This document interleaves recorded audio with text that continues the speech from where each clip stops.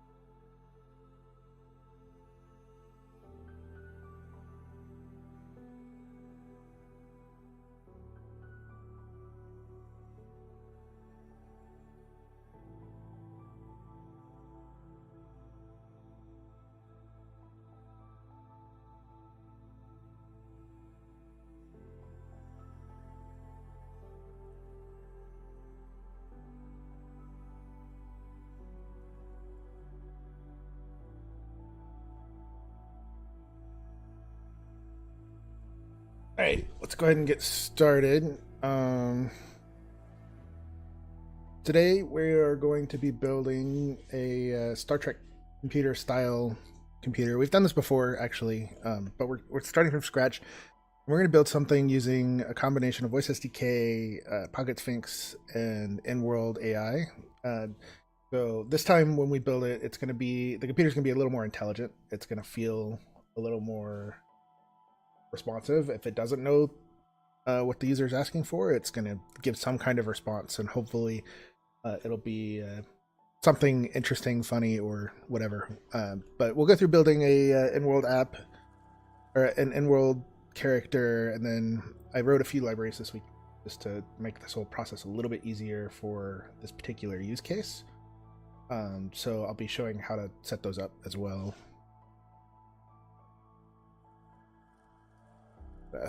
Report something real quick.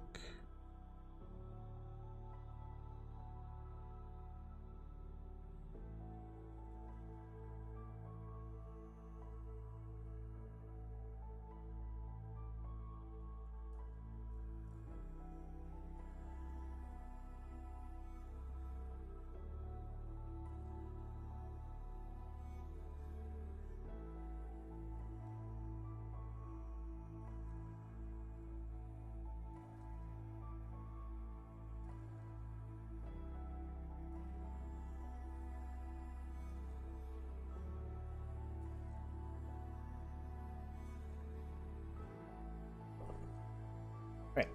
So let's see. I need to switch this over. I was just fixing a bug, installing a bug report.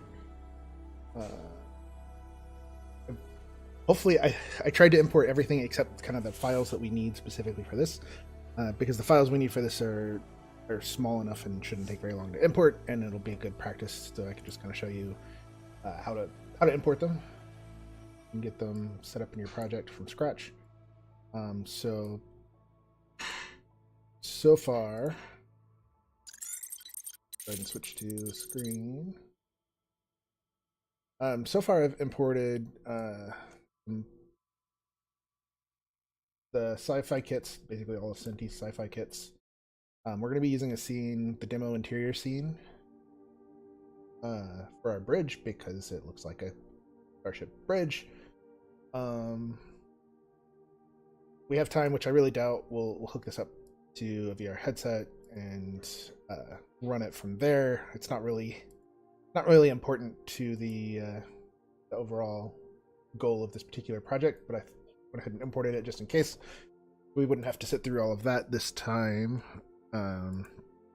So yeah, this particular scene is from Polygon Sci-Fi Space under scenes, demo interior.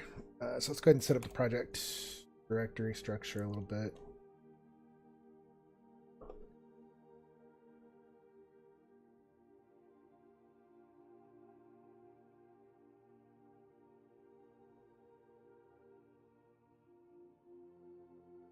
Let's call this the bridge.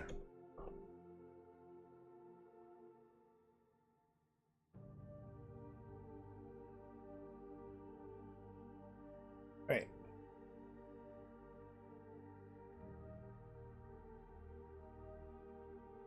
Organized green real estate.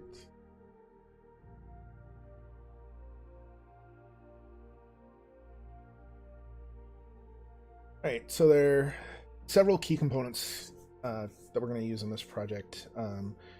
We're going to start all of our voice commands off with Voice SDK using basic command and control. We'll set up some intents that we want to use.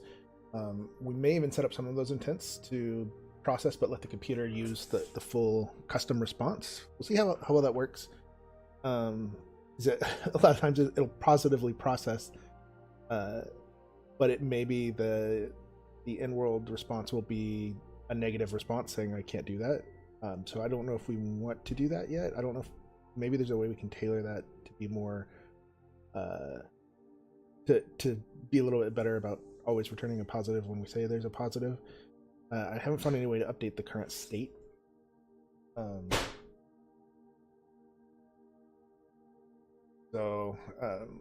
Yeah, well, start out, let's pull up InWorld.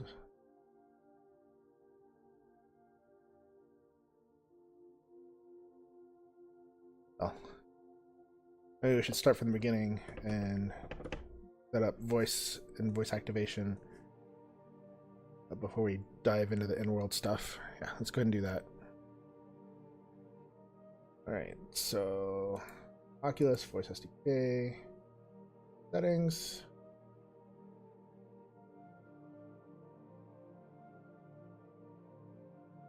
My apps. It's off screen real quick. I get logged in. Yeah, if you click on the title up here, it'll launch you into my apps. Create a new app.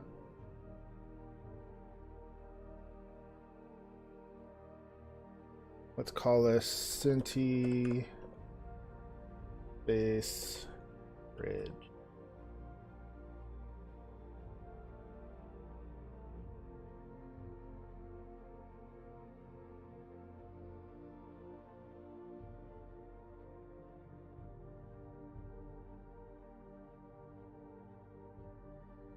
All right.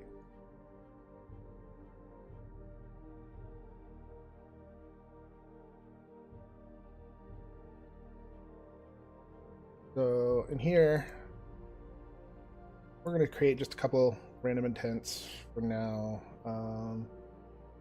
Let's add, I don't know. Maybe we should use understanding. Fire all weapons, maybe. I haven't really thought through which commands we want to do in this session. Let's do just a simple fire all weapons. An intent. Fire weapons. We'll grab all as an entity. Because we'll do forward, reverse, or port, starboard. Or maybe weapon types.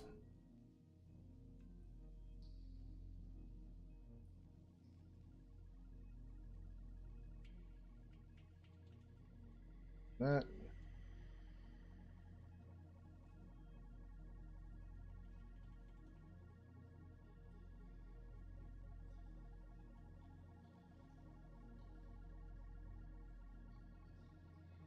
And a few of these. I've done a few tutorials on this, so I'm going to really be breezing through it pretty quick and not explaining a whole lot on the voice SDK side.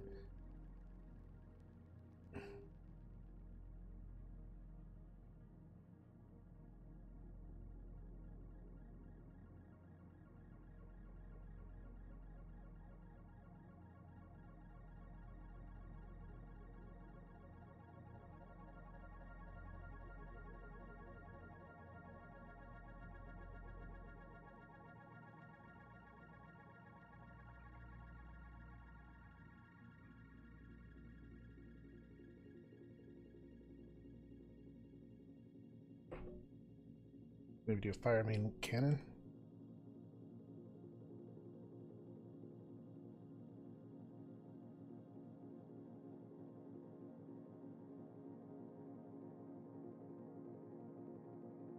And maybe we'll do a race shields.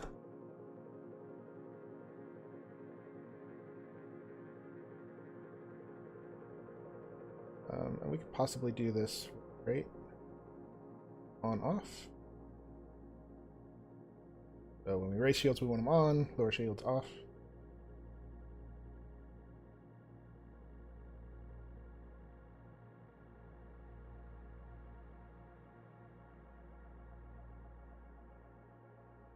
All right, this should be good enough for now. The next thing I'm going to do is I'm going to go into settings here, which I'm going to do off screen to grab the server token. And we'll probably have to do a little bit more training before this will work well, but it's kind of initially set up. Do a new folder. Data.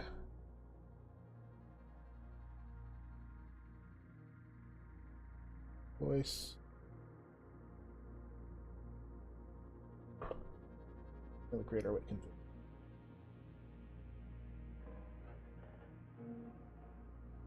All right.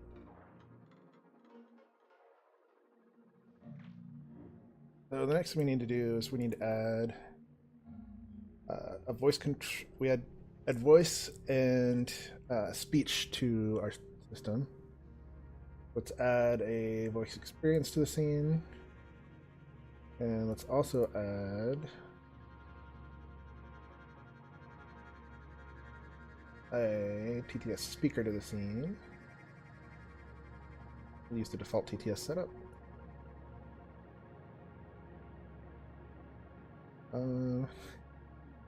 Like the vampires here. Let's go with vampire. Why not?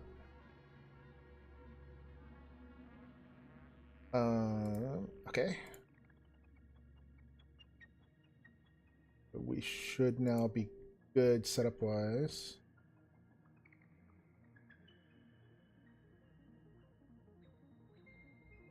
For voice commands and TTS. We're gonna have a whole lot of stuff we're gonna have to hook up still. But that's the kind of base setup. Sure that the wait config properly selected, and we do. So I generally like to keep my understanding viewer open, so I can use it for testing.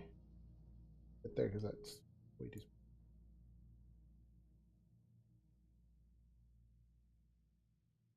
All right, so if we hit play, let's save our scene. Should be able to do a quick activation. Fire all weapons. And we've got our intents set up. We got fire weapons, good.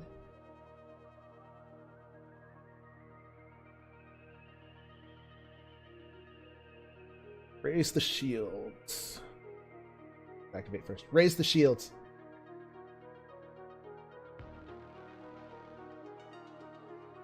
Raise the shields. Supposed to change. Better file a bug on that too.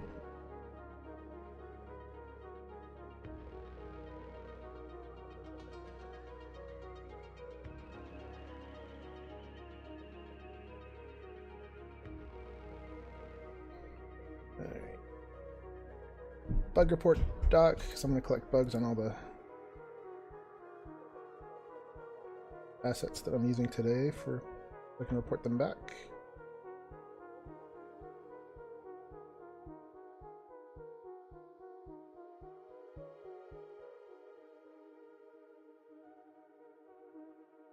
Well, right.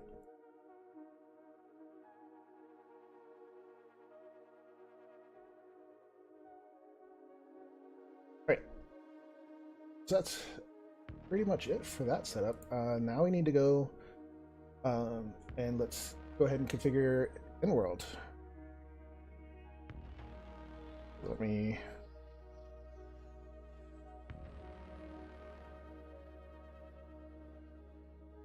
open up my InWorld Studio.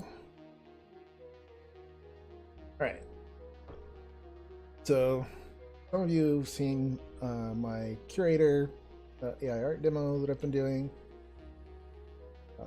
That's what this character is. Let's go ahead and create a new character, and we're going to call this home computer.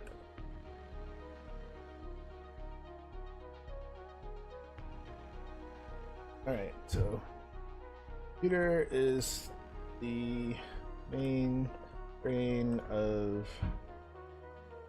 the star computers.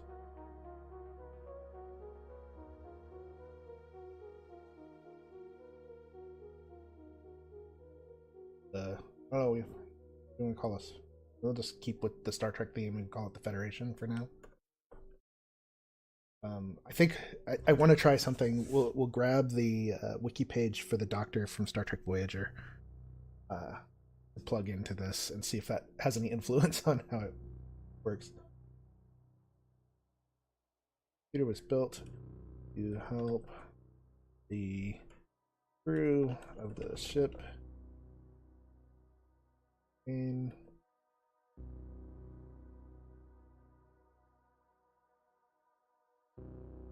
operate and live on the ship.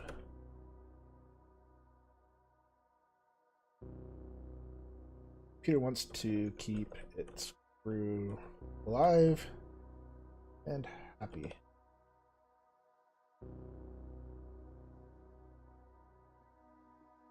We'll see how this goes. So for identity, go with they, them, theirs.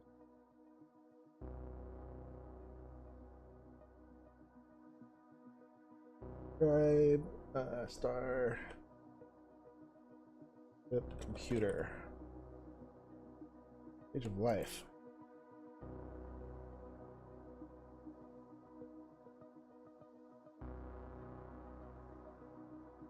You could do young adulthood. Alternative names for the computer. We're gonna have any. I'm sure there's something creative and funny I can think of. If anybody happens to join the stream before I leave this and wants to influence the behavior of the computer, feel free to chime in. Forgot to start.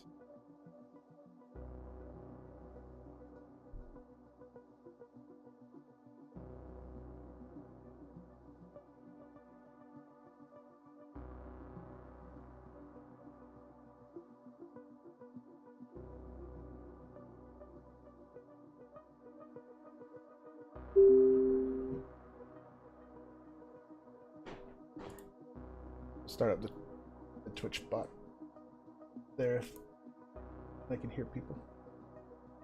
Hobbies and interests. AI, learning, exploring, new start.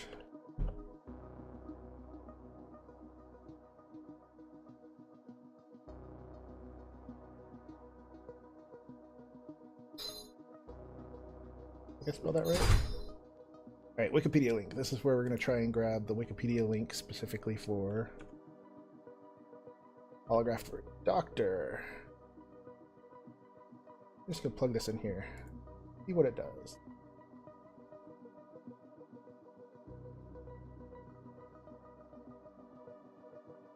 Alright.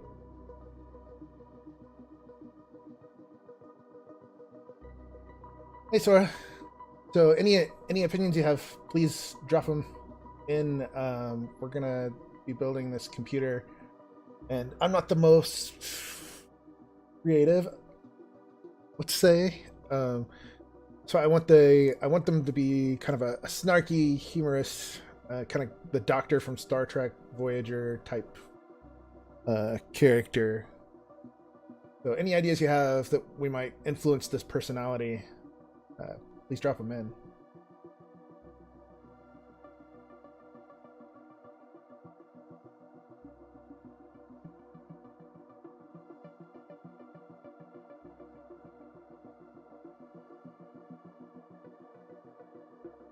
I started TwitchBot. I don't know if it's actually working yet.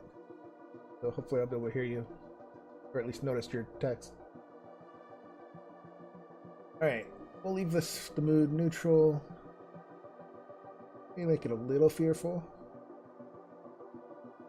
Very trusting.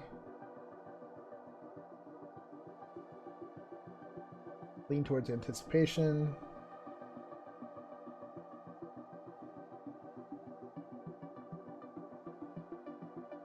Computer, make it very static and emotional fluidity.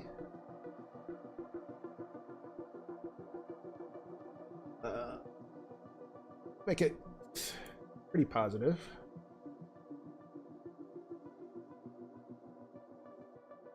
Maybe we'll slip a little HAL 9000 in there with aggressive.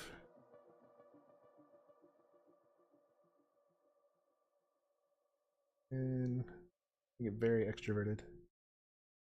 Give it some authority. Facts and knowledge.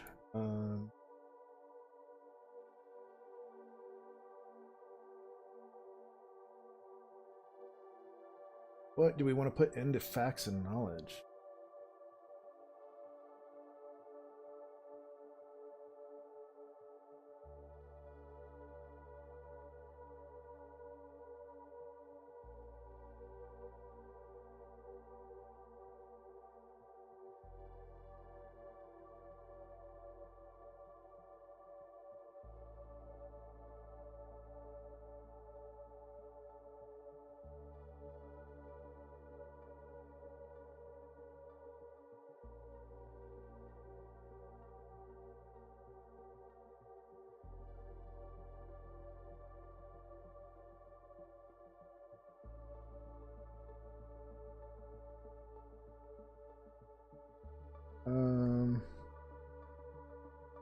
I probably should have done some thought on this character itself a little bit, I think.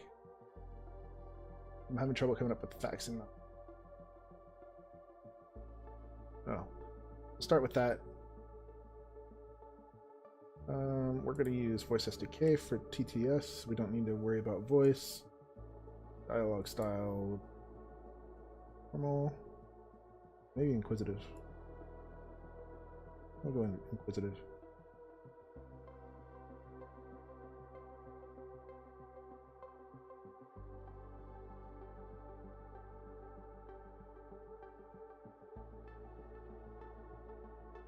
All right, what is it the doctor always says? We want to do a variation on that. We know it's in here somewhere.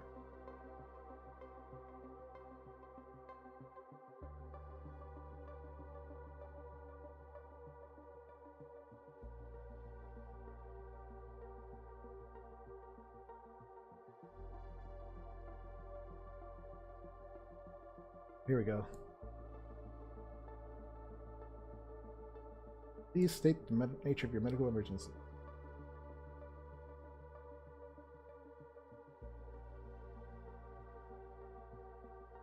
The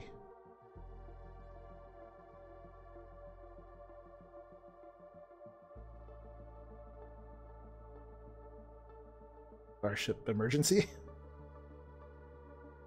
We'll start with that. We're gonna want to change that, I think.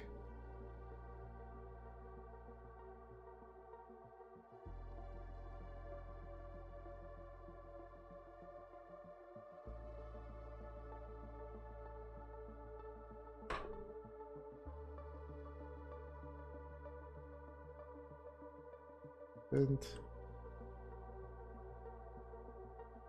about delaying your inevitable destruction.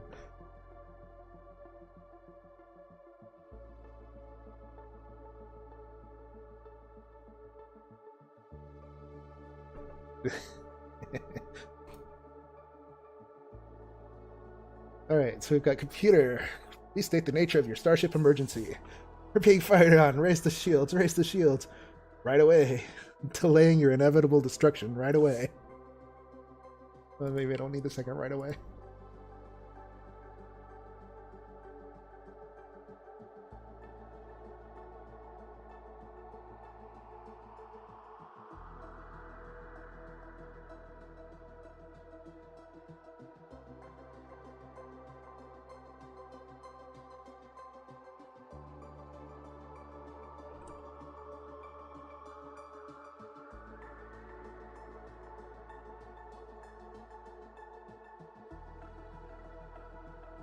How do I want the computer response when we say fire all weapons?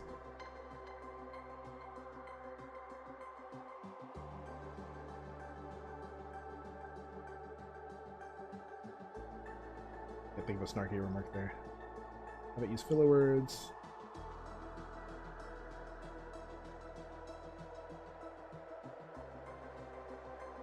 Do Starship? Guess we have to create the scene first. Okay. If anybody comes on and has some ideas for this, we can come back and edit it later. Alright, go ahead and create the scene for this.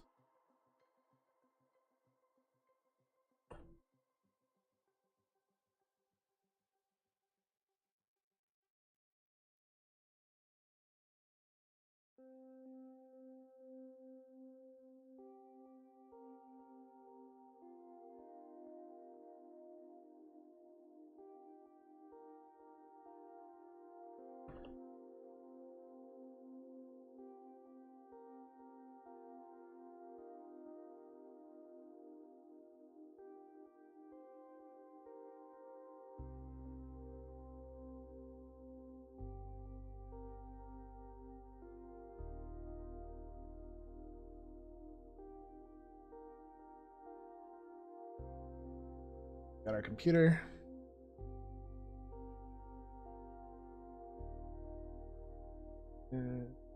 Let's.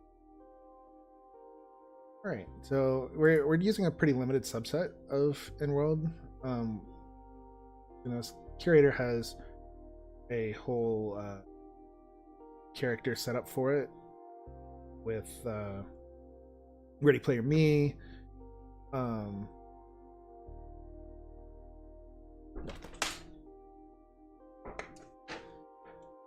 And we don't really need that for computer, because computer is not a embodied entity, which is one of the reasons I put together the tools that I put together this week. A lot of the use cases I like to do don't necessarily have an embodiment of the character, and the base InWorld SDK is really heavily leaning on the fact that you're going to have these characters in these scenes, and it configures the characters and the game objects for you to do a lot of that stuff. And I really needed to strip it down to a really minimum.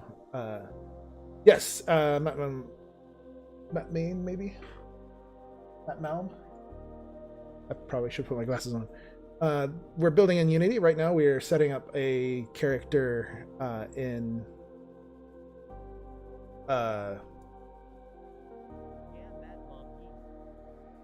Oops. It started working and I closed it.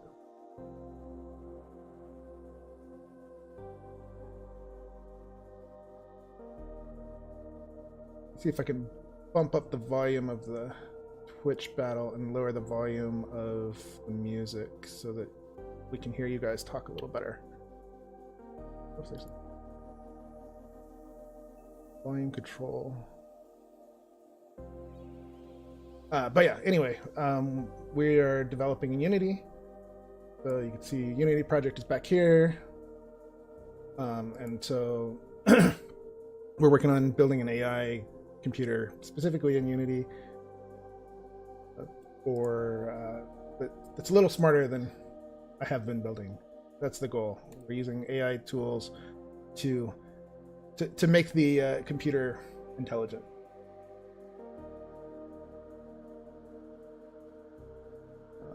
Sorry, I'm trying to find in Windows 10 the app-specific mixer. I can turn down the music and not blast you, but we can still hear you guys talk.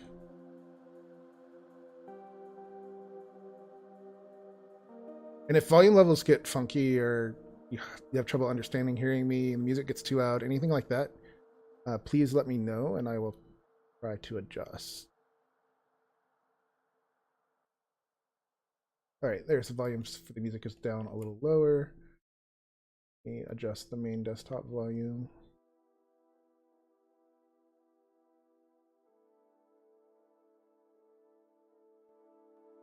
Higher. There we go. All right, now I should be able to hear you guys talking. All right, so we've got our basic setup. We're going to need to set up the integration for this, which of course I didn't realize my keys were there. I'm going to have to reset those. That's okay.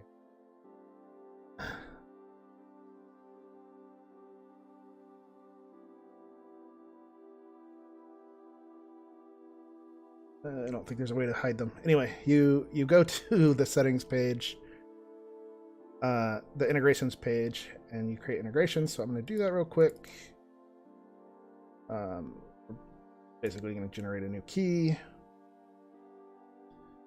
And then the next step is going to be to go grab the plugins and actually get them imported. So I've got these on GitHub.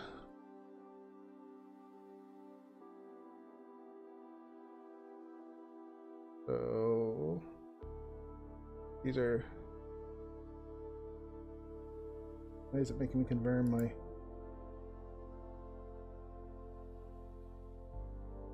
Okay.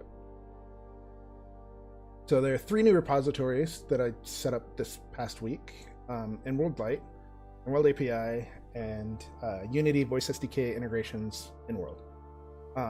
So ideally, you're only ever going to need these two at some point. InWorld is working on a REST API that hopefully I can use instead of this InWorld API. What this InWorld API is, and we're going to need it today, is basically a npm integration with InWorld using their Node.js plugin to create a REST API that we can use from Unity that strips out basically everything that their main SDK provides and keeps it really limited, so it works fully cross-platform. We can use it in WebGL, we can use it on VR, we can use it everywhere. One of the problems with their SDK currently is it'll only build on Windows, and I'd like to do cross-platform apps that run on everything, so it's not really an option for me. So yeah, we're not going to be going over how to use the actual InWorld SDK here. We're going to be going over how to use these custom tools I wrote. Yeah, this InWorld API, you basically check it out and run it locally. So that's what we're going to do first.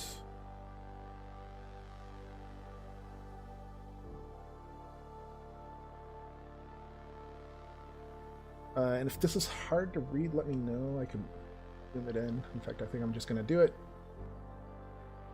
So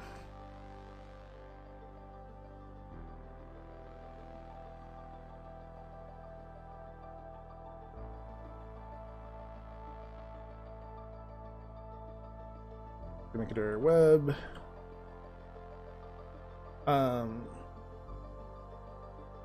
And the nice thing about this InWorld API, I'm actually, for my apps, I have it deployed to an Azure web service.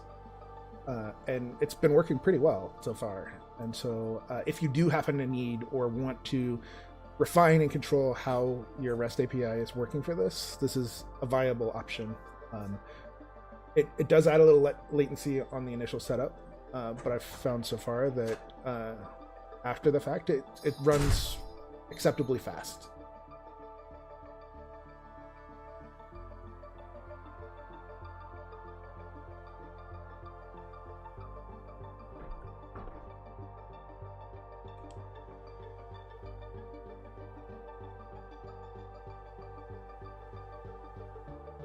We should be able to just npm install, npm start, and our node server should be up and running. And this is great for local testing, but you will want to deploy it if you're going to build an app for another device like a request. All right, now that we have that set up, we can start going back to our Unity setup. We need to install 2 packages. There are a couple ways you can do this. I generally like to actually use Git to check these out. So works with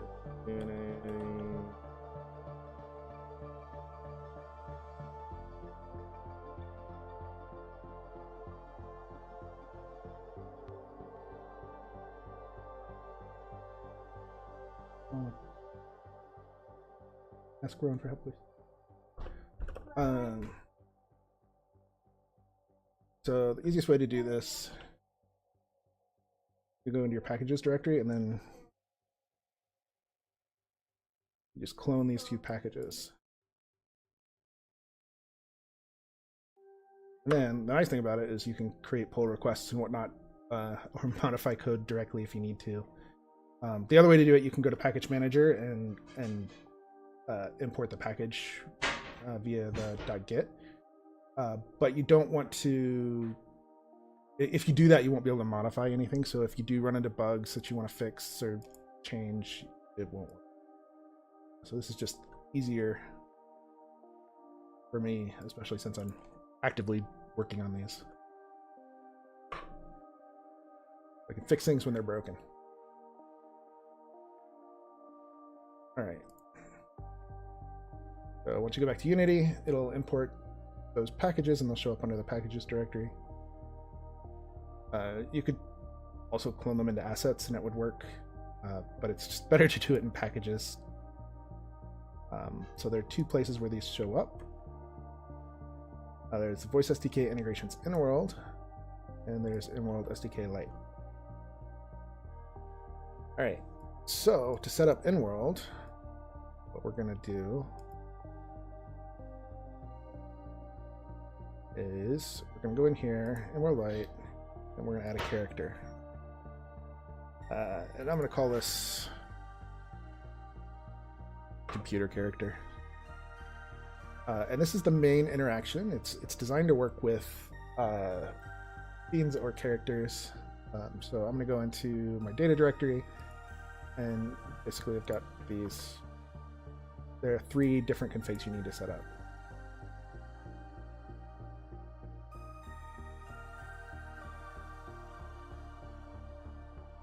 All right.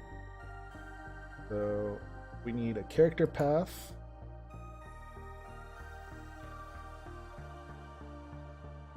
We need a server config. We need an integration config. The character path, workspace, would be my workspace, which, where I get that so I can show you.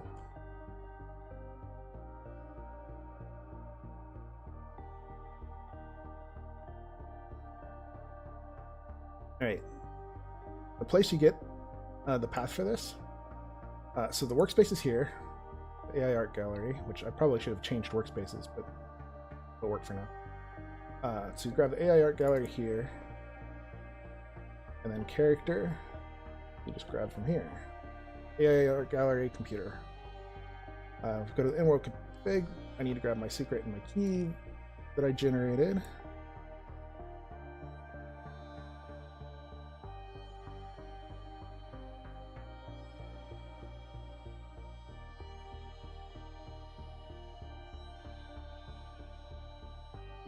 If the InWorld guys end up watching this, please, on the integrations page, can you make them masked by default so we can show them on stream without accidentally exposing?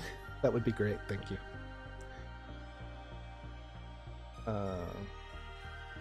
Okay, so server config, you want to change this from HTTPS to HTTP because localhost, by default, it's got some parameters set up for a deployed config. But we're going to put this to localhost. Port 3000 is what is set up by default in the Node.js npm start, and everything else is good. And that should be the configuration we need. Let's go ahead and drag in the character path, the InWorld config, server config, and then should be it for that. Next thing we need to do is go in here to InWorld Lite, or not InWorld Lite, the voice SDK, InWorld. We want to add in a character speaker so that anytime we talk to InWorld and the character speaks, it will send that text to the TTS speaker, or it actually creates a TTS speaker. So again, we're just going to go vampire here because I want to hear what it sounds like. It's a brand new voice that I haven't played with a whole lot. Hopefully it works, we will see. And then that's it. We should now be able to, let's save our scene, go in and on the computer character, we could send some test text. See if this works.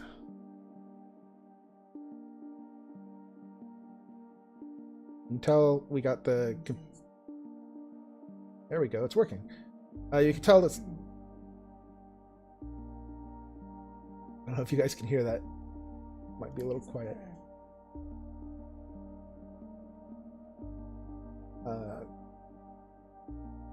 He speaks so slowly. Yeah, let me know if you can hear that. I don't know if it's audible. But it works. We're basically connected. We're talking to the computer. If we want to see kind of what's happening, there's this InWorld event logger you can throw on here, and it'll catch all the events. So I can say, I can hear the voice, but can't distinguish. Yeah, maybe I should switch it away to something a little bit more distinctive. Maybe we'll use Charlie.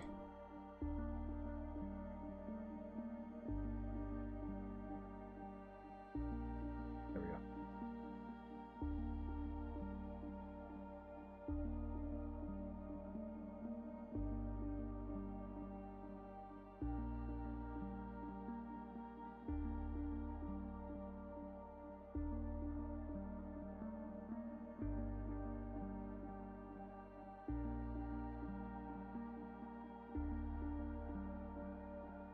So we're hooked up. You can see this is the response data from the last response. You can kind of see the individual lines of text flow in, and then you get the full body of the text here in the last transcription. All right, so we're set up to send data out and get data back in. Now we just have to hook it up to our scene and make it do something beyond debug test statements. So it's really all it takes to set up a character and kind of the voice SDK based setup. There are more components that we're going to add here in a few minutes as we kind of fully integrate things. Again, if you go to this voice SDK InWorld, we want to have all of our out of domain stuff. Probably stop playing first. We want to have basically anything that's out of domain for voice SDK get passed into the character, and by out of domain I mean it's not something that voice SDK knows how to handle or process. It doesn't know how what the intent is. So that, like if I said what is the date, it would give us the date by falling back to InWorld and AI. So you basically add this component and then make sure that all of the fields are filled in. And then anytime I say, and we could try this now, anytime I activate and say something that voice SDK doesn't understand, InWorld will take over. What is today's star date?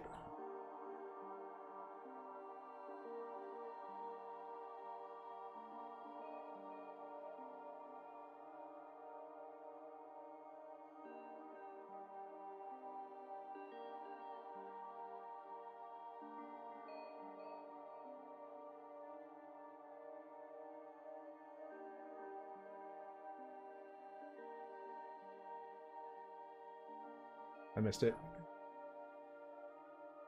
I don't know if you can hear the response. Let me change the voice out of play mode so that it keeps it back to Charlie. Maybe we'll do. I haven't done Rebecca in a while. Let's see Rebecca.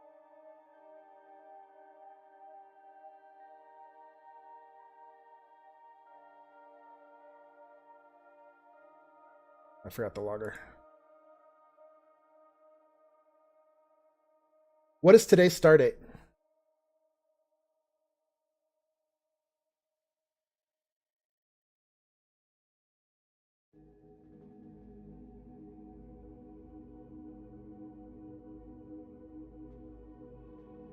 There we go. So voice SDK had no clue how to process that, didn't know what. We haven't trained it to do anything with it, so it fell back to InWorld. InWorld processed it, and using the large language model, it came up with a response giving us today's star date. Yeah, I'll try and keep the logs up. I'm not sure that my audio output is through direct stream.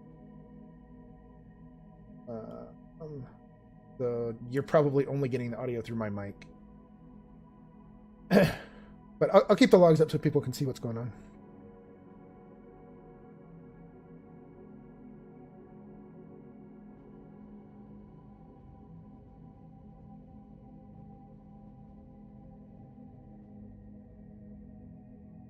All right. So that's how you handle out of domain. Now let's go ahead and set up the ship so it'll fire the cannons. And I think I want to have InWorld do the response. So what we're going to do here is we're going to add a intent handler. And then what was the intent that we used?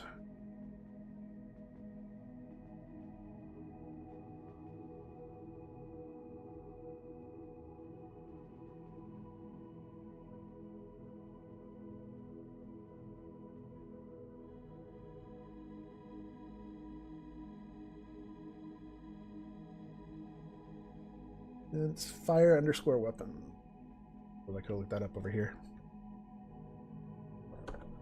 Okay, so anytime it says fire weapons, we want that to be processed also by the InWorld character. So we have an option. We can have it set up here so when the intent is triggered, this will fire as soon as the intent is triggered, versus on interaction complete. So this happens after the computer finishes responding. So in my AI art gallery, for example, I use this one to let the user hear a full response of a proposed prompt from InWorld, and then it pops up a decision saying, hey, you heard the prompt, would you like to actually replace the painting with that prompt? So this is how you can basically serialize your response and do something after the user's had a chance to hear the full response from InWorld. But here, we're going to go ahead and fire the weapons right away, and we're going to let InWorld just respond as we're firing.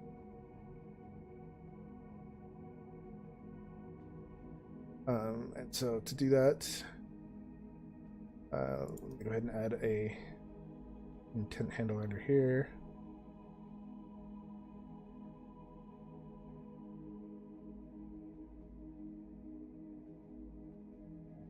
Actually, maybe I don't think I've done this much on the stream. I'm going to use Composer to do, or I'm going to use Conduit to do this. And Conduit is a new-ish, I think we released it around V46, way to annotate methods to handle intents rather than adding the more complicated intent process. So normally what we would do, or what I've been doing, this is more UI intents, is add response matchers via the understanding viewer here. But instead, I am going to go into my code. We're going to create a fire controller.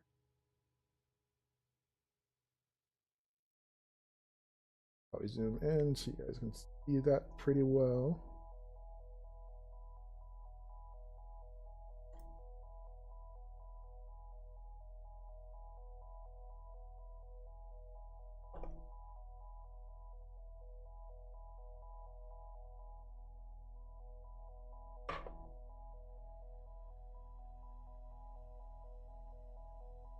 All right, so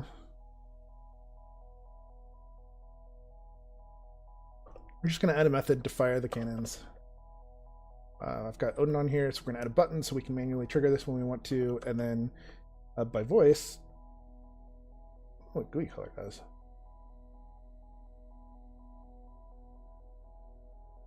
We're going to add a match intent, and this was fire weapons.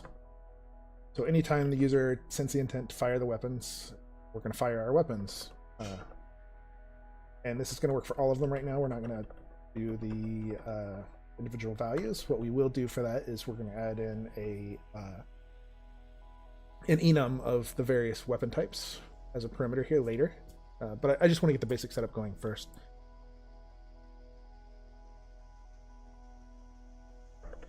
And we'll just throw a debug in here. I need... Yep. Alright, let's see what happens when I say fire weapons.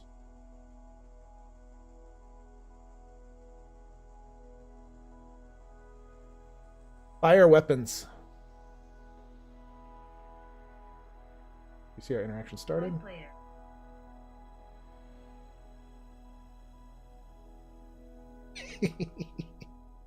Oh, I don't know if you saw that.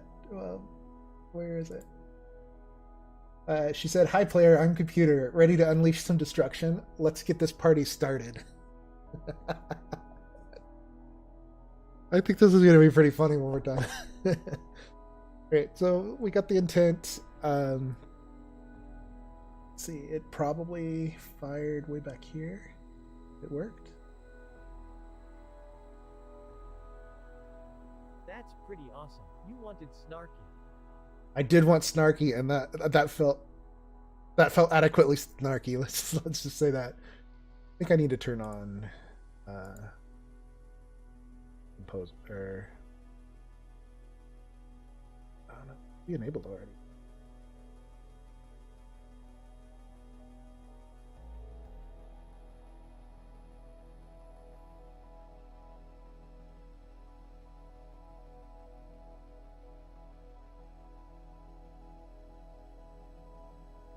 Conduit's turned on.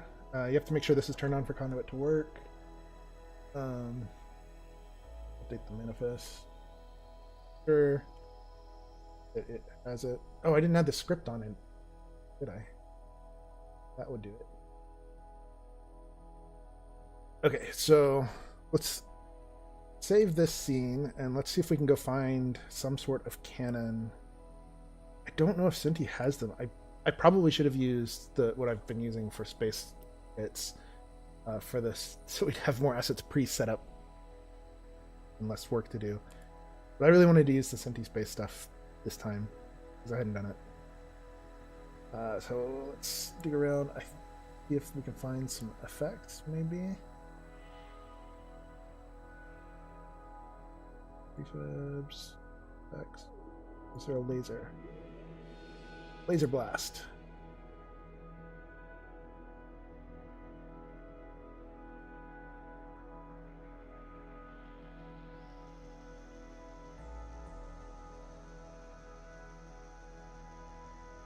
That'll work. Alright, so we've got a laser blast. We should be able to see from the bridge of our ship.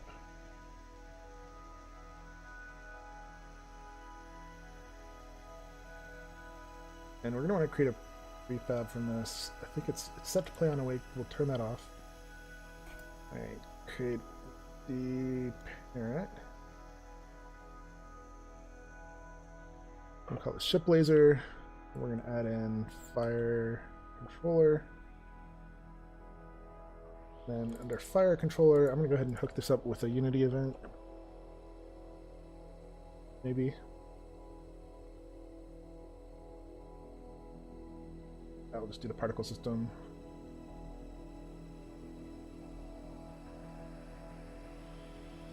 Play. So I think that should give us our particle system. Sorry, can you hear the voice now at all, or is it still what I'm reading?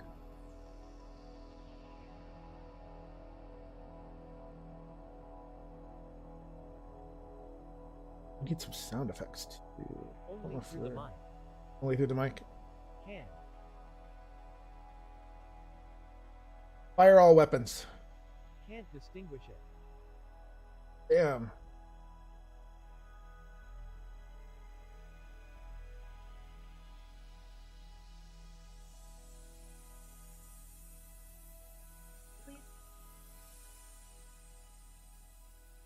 One thing with the InWorld as it's implemented now, one of their guys said they're working on this is by default it always plays the greeting, and there's no way to turn that off. So the first message you send it is always going to be a greeting, and so I mean there are hacky ways you can do it now where you play the greeting just as soon as you join the ship, and then keep the session open.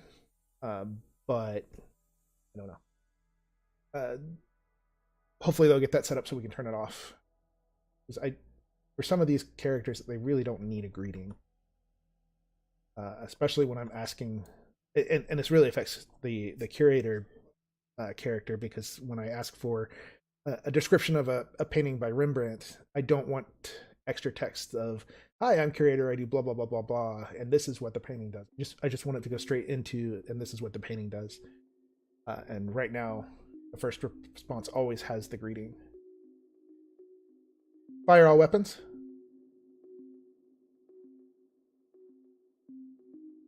Can you kind of write on the character on InWorld that he doesn't like to greet? No, they actually have it hard coded outside of the AI. Like it grabs it from like a set of preset greetings or something. And they said they're going to add a feature for developers to turn it off, but there's nothing you can do to turn it off right now. At least that's how they explained it to me.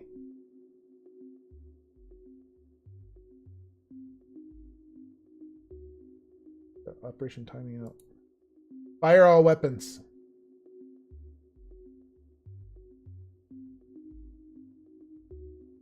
Fire all weapons.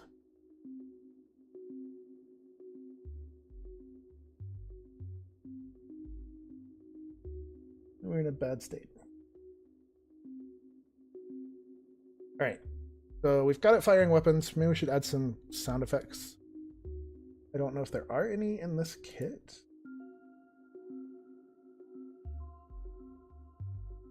I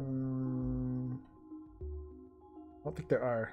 What we're going to do is we're going to go Asset Manager, Audio.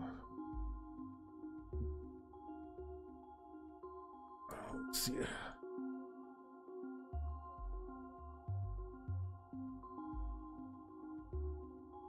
Yeah, because I created a character which is a murderer, and his goal is to chase and murder the player. So when I chat with it, is like, oh hello, nice to meet you. Yeah, exactly. It's not appropriate for all characters, and so I think it was Nathan on their Discord told me that they're gonna turn that, they're gonna give you a checkbox or a field that you can set that will turn that off. It's on their to-do list. I don't know when they'll get it done, how soon. Hopefully pretty soon, because it really messes up my workflow as is. All right, we need more audio. Hold on. Oops. I want to add. I reformatted this machine and I haven't reset up everything. Still, I mean, it's been, well, not reformatted. When I bought the machine, I set up all of this stuff. Any assets, audio. All right. Save that and we'll kick this off. It's going to take a while because it's got to scan through thousands and thousands of audio files. Hope are synced to my hard drive. If not, not going to work very well.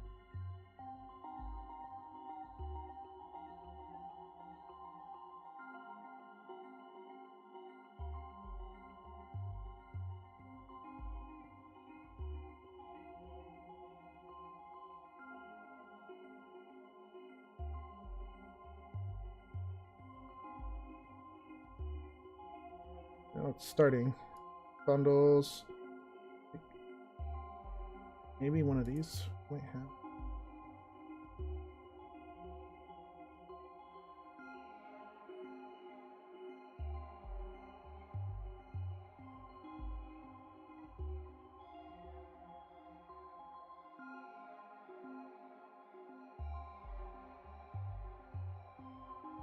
All right, we'll come back to the audio. It's going to take a while for that to sync. All right, so we have our laser firing at least. Want a shield effect, turn on and off. I have another asset that does this really well in GitHub. So if we go back to GitHub,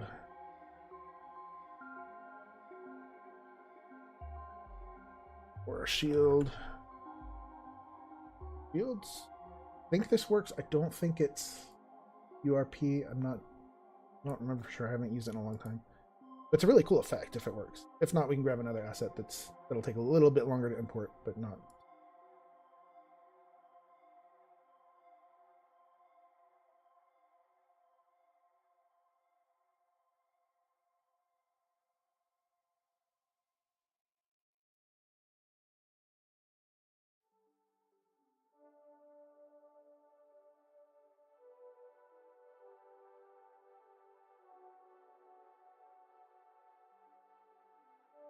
This is based off a great YouTube tutorial. I think it's a bit of game dev.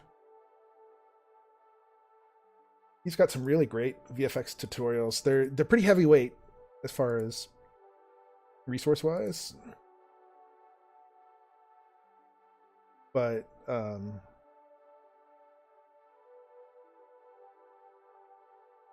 they're actually really nice. I think this is the right one. This is my raw fork. I need a branch.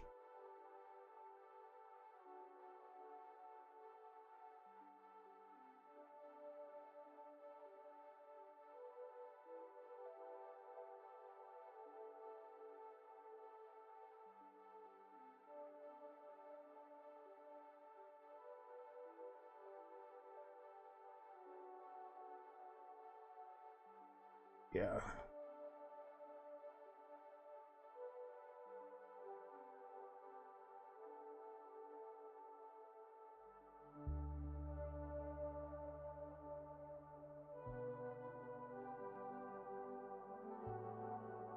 Okay, these are definitely URP.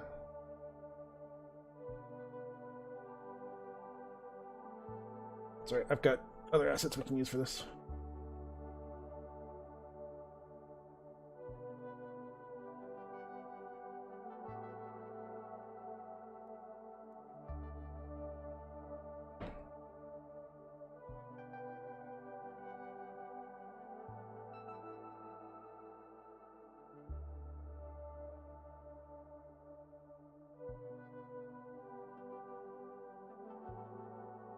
Oh, good, we've got our lasers now.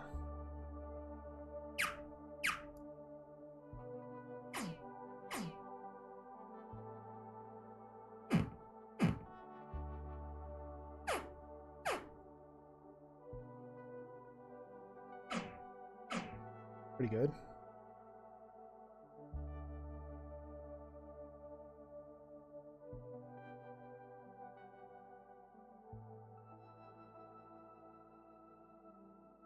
So I'm just using my asset manager. It's got an audio browser where these are all pre-downloaded in some directory where basically every audio asset I've ever purchased sits. And it just gives me this easily searchable index where I don't have to import 500 different audio just to find the one I want. Ooh. Kind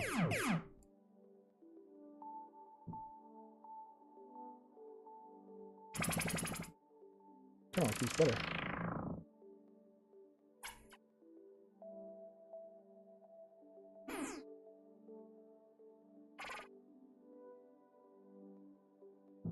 Do that one. But it's a lot, I mean, keeping them external. Just fine. That's weird. Oh, maybe it's something with the voice and noise cancellation. I mean, you'd think the voice would work better, but retro lasers.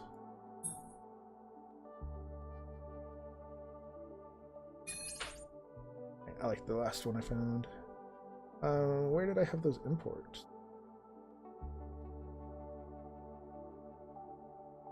Oh, I didn't set up a path. I generally like to put these in audio instead. So next time I import, it'll toss it in an audio directory, and us having to do it ourselves. And you can actually have it preserve hierarchies. So if you keep your stuff organized on the file system, it'll automatically kind of organize within your assets. Okay, so we go back to our ship laser. Let's add a audio source, and let's drop in the laser.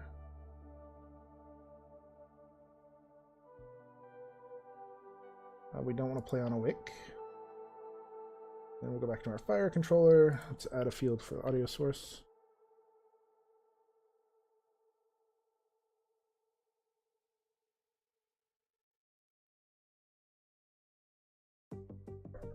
And audio.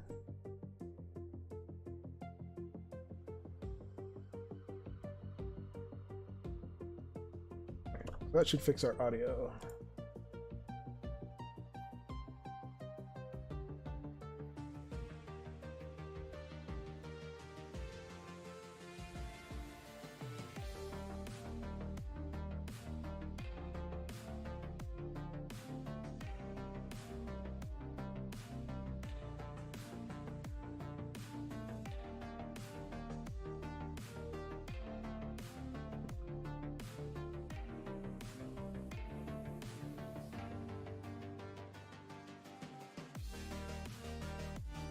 Nice.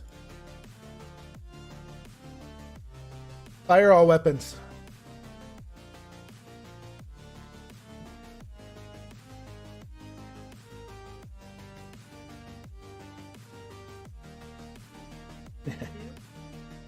Yeah, and that first, it should react quicker if I do it a second time.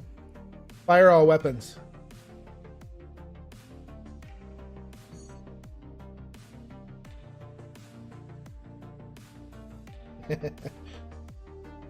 Fire all weapons.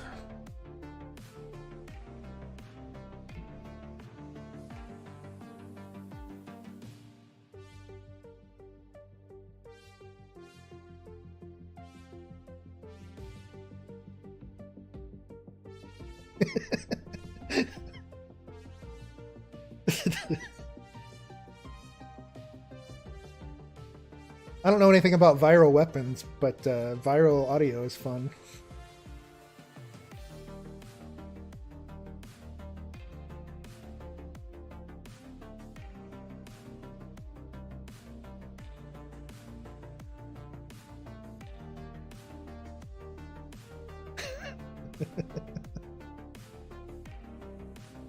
Yeah, so one thing I need to do here is the current confidence of the... There needs to be more training, but also it heard weapons, or voice SDK heard weapons, and so it decided to go ahead and trigger fire weapons. And so what we need to do here is we need to go adjust the confidence rating of the firing, so that it's more like 95%. We don't want to accidentally fire a laser, so maybe even 98%. So to do that, we can change our match intent, min confidence, 0.98. So now, anytime we call fire weapons, if the AI is not 98% confident you intended to fire weapons, it's not going to fire. But it will still go over to out of domain, and it'll get picked up, and the computer will respond to it and tell you about it. But it won't actually fire the weapons until it's certain that that's what you... And so another thing that we could possibly do here that might help, like you saw the viral weapons, if we have a match that is better than 98%, what we probably want to do is force whatever text the user sent, restructure it so that we're sending consistent text over to the InWorld AI that matches. Because if the ASR is a little bit off, we can get into that whole viral weapons flow, which is funny. I mean, it's definitely funny, but we're less likely to get what we want. And if we just send that fire weapons and like the tailored response from voice SDK over, we're guaranteed to send the right user intent to the AI so that we get a more or less correct response from the AI, which is still hopefully snarky and funny to listen to, but doesn't go way off base either.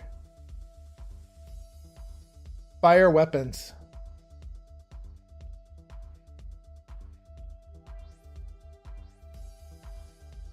Fire all weapons. This again. Worked.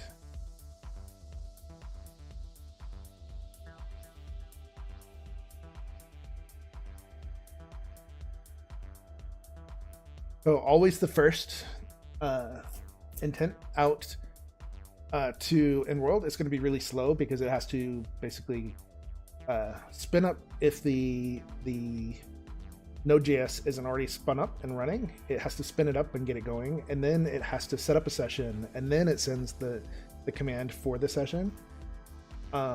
So when you start the scene, it's at least trying to do that for you as part of it. There's a start session on enable. As long as that's turned on, it's going to start to spin up that session, but that first response is always still pretty slow. So this is where if we did like an on enable hello computer type thing, please introduce yourself or something like that, which we're going to do now, might actually improve the rate of response and whatnot. So we're going to add a script on enable. I don't know why Unity doesn't have something specifically for it.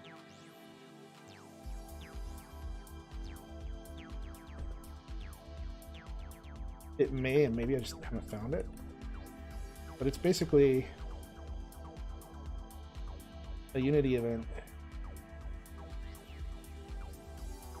that fires on enable.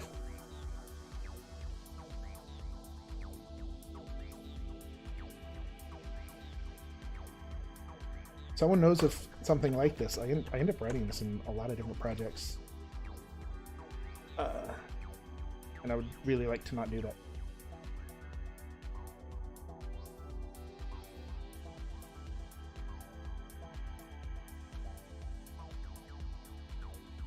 Alright.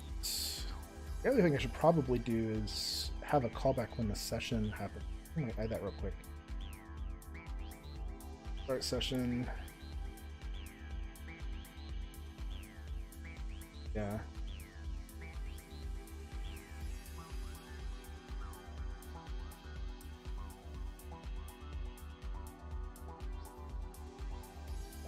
Yeah, we're gonna add an event to InWorld events. I'll push this back up to the repository later.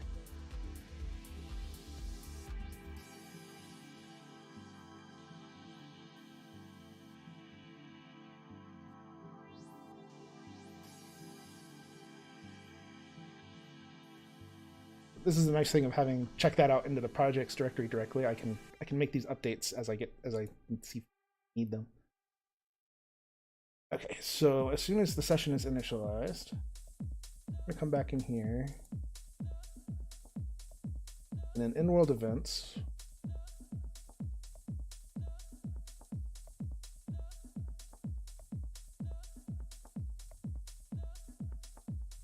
I tried to pick sci-fi music for today.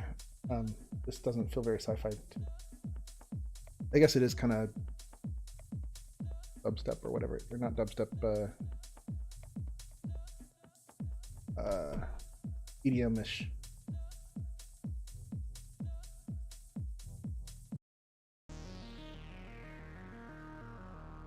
This one feels more Tron-like. I love the Tron sound.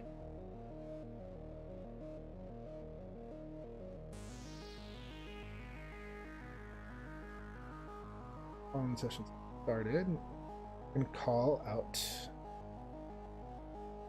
here, and we're gonna actually have it hit the InWorld interaction. Able to listen to my own music while watching your streams. Just saying. Yeah, but I end up with weird blank space. I don't know. I've thought about turning it off for a while, but then it just goes totally silent, and all these end up on YouTube in the end. So I don't know. I've debated removing the music, and I've ended up keeping it. Right. So when the session started, we're going to send text. We're going to say, "Greetings, computer," "Hello, computer," or something like that. So now, when we start up our scene, it's going to kick up the session, and as soon as the session is going, it's going to prime it by saying "Hello to computer." And this is what I was talking about a little earlier, where you can't get rid of the greeting. So this is one way of doing it. The music you choose makes me want to click stop.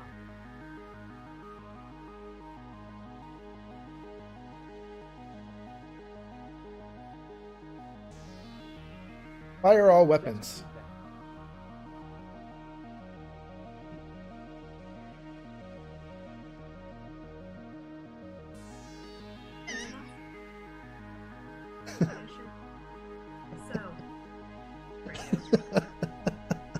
That was a great response.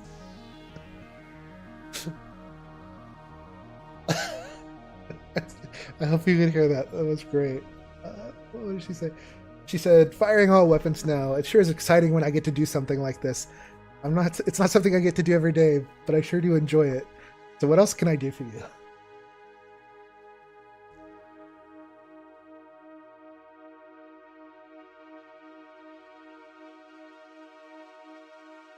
That was a great response. Yeah, I could dub them afterwards, but that requires work, and any work I have to do on my stream means I have to actually not write code. Nice, I was very calming in a combat situation. Yeah, I was thinking about. I'm planning on doing a set of tutorials. I got tools set up so I could start actually writing tutorials specifically. I just haven't taken the time to do it, and I've been so involved in working on so many projects. It's just, I can't get myself to take the time. So if I don't get as close to production ready with the live tutorials as I can, then I basically won't do it. But if I actually get to the point where I'm writing tutorials and recording tutorials regularly, maybe I'll shut off the music in the streams. Or at least keep it to myself.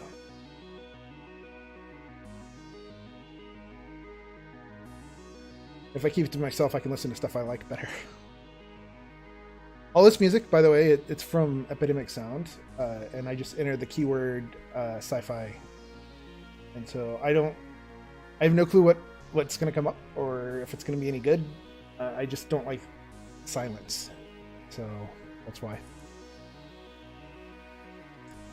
All right, so we've got it firing. We've got some snarky remarks. The snarky remarks are coming back a little slow for my taste, especially with the firing. So maybe we want to trigger it on the first action when she speaks. It'll delay the firing, but it'll make it more like the computer's processing, and maybe that'll feel a little bit better for the experience. So under events, we don't have an event for first response either, or for a particular request. I wonder, maybe I should add an event for that. Because we got on response.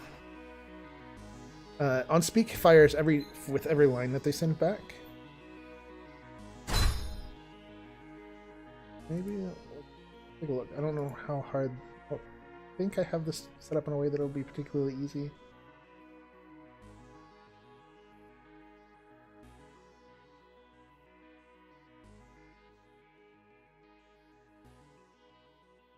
Maybe this will work.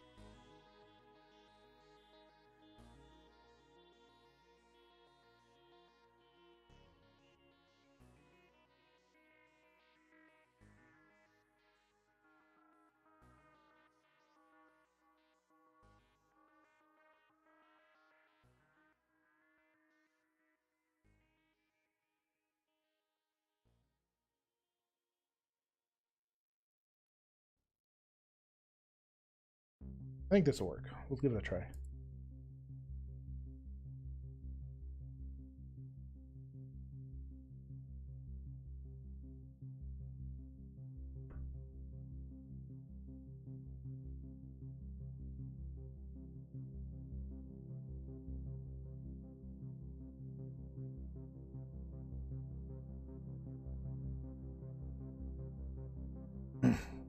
All right.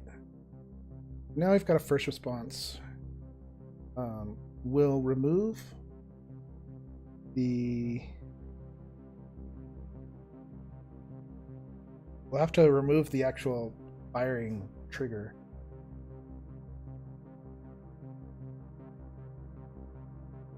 I wonder if I should just pass through... I think I should probably add in a way to pass through the voice intent. This is something I'll have to think about a little harder to really do properly, but we'll just kind of hack it for now. Just to see if the experience is better. Go back over here to our fire controller and disable the match intent.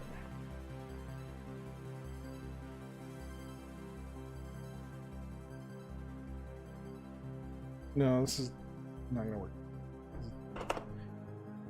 I'll keep the event, but this is going to have to be hooked back up into this intent handler.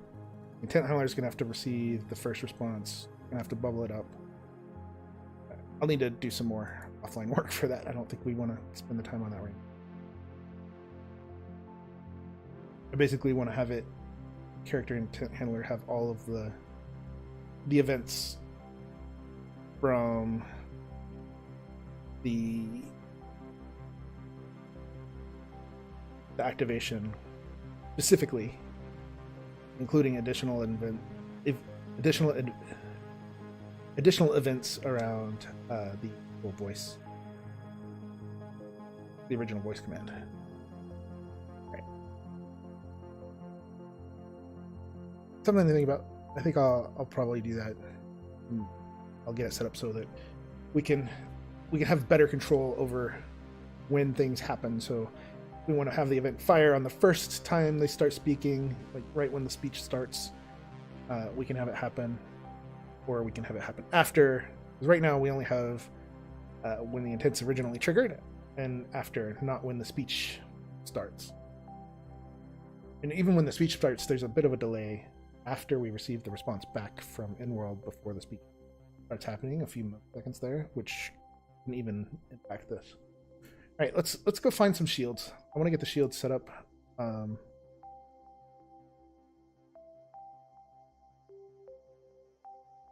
remember which kit the shield is.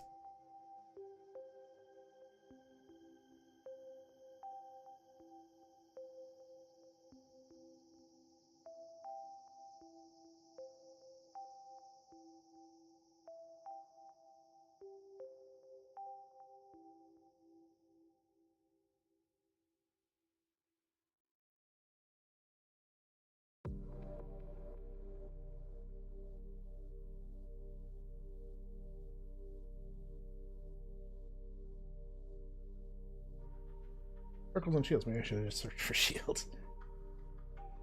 I think this. They look third person. This might work. I think these are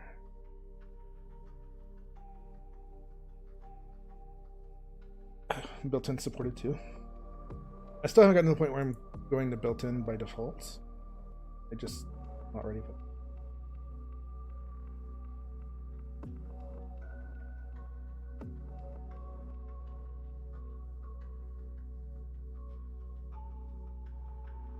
We'll try this one.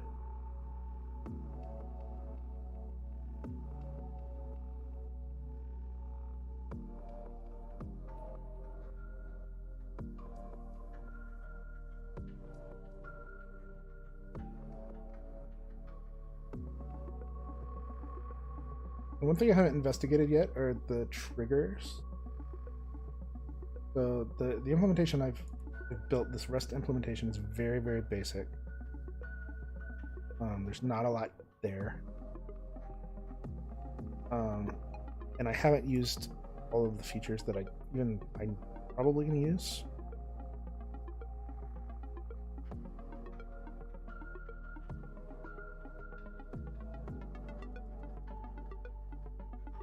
So there are these scene triggers, which I probably need to look into.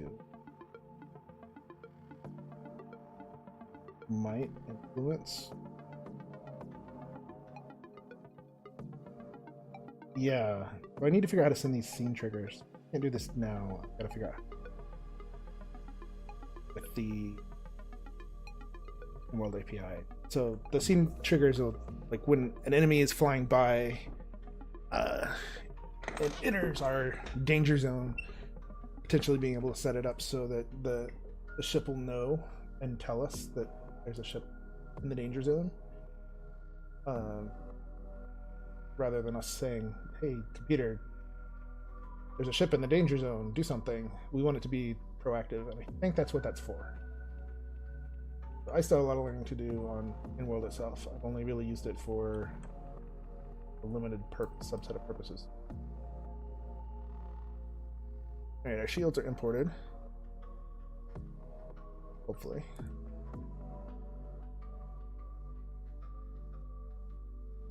Studio, Magic Circle. No shield. One.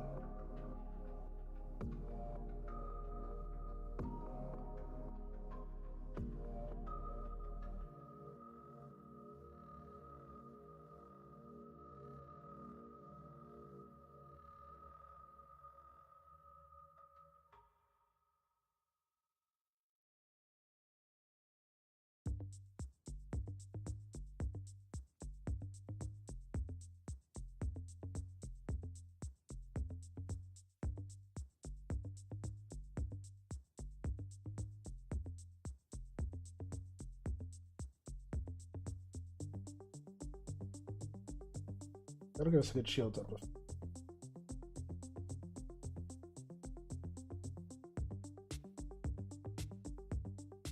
It's not the asset I was hoping to use. They work a lot. these. Not exactly.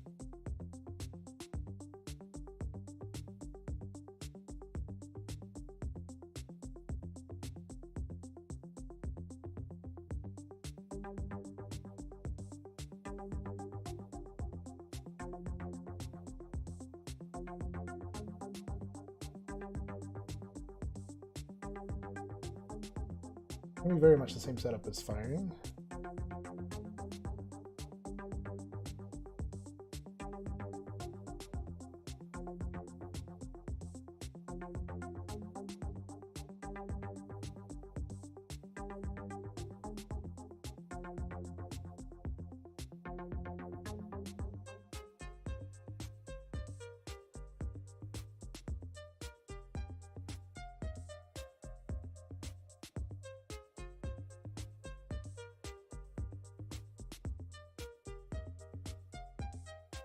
And this one we're gonna have to look at the response. And we're gonna need a trait value. Because we want to know if it's on or off.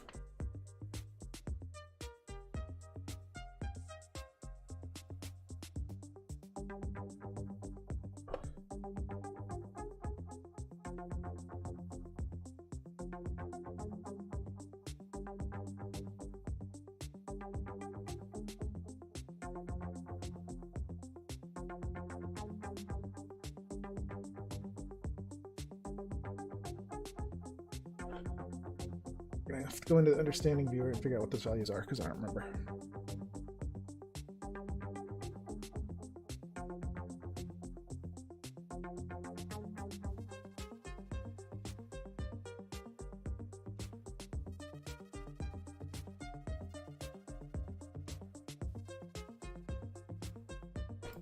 So value, we're looking for value on.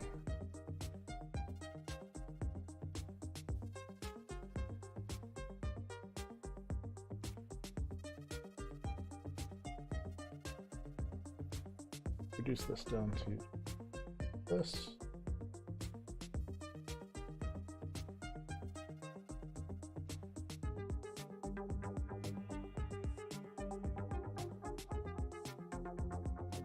So if it's on, we're going to turn on the shield, else we're going to turn it off.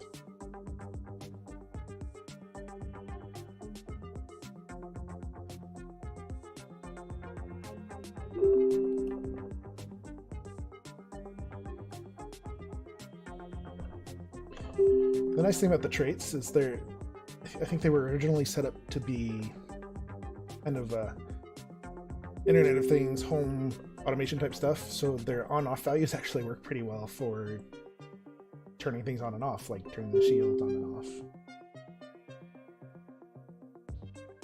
That's really what they're designed to do, is specific states of traits. Blind buttons to these. This is just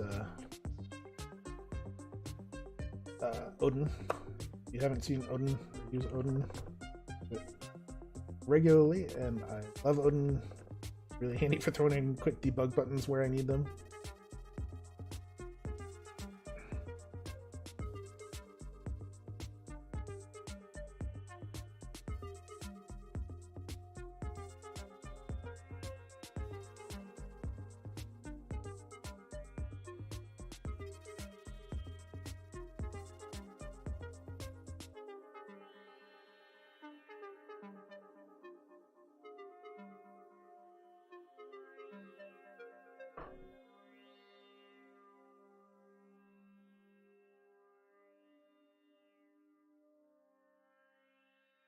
I got a drop. This is looking like good progress. See you later.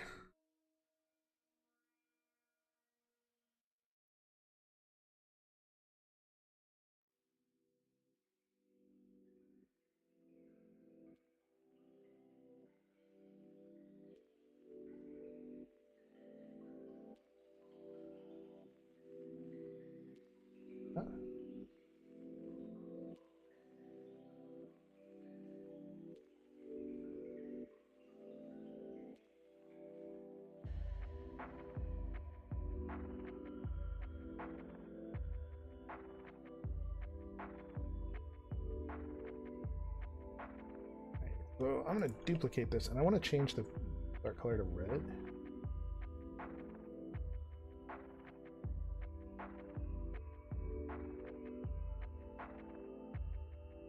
So it turns red when we turn them off. Like hacky field off effect.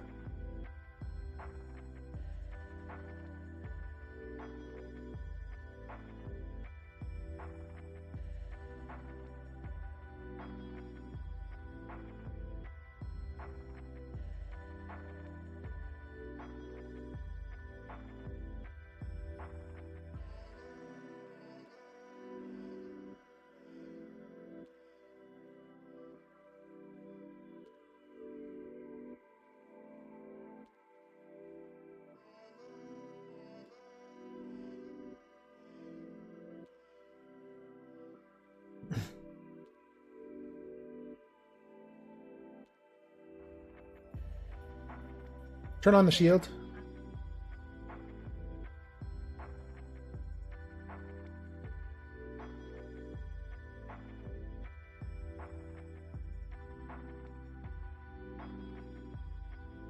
Like it's looping.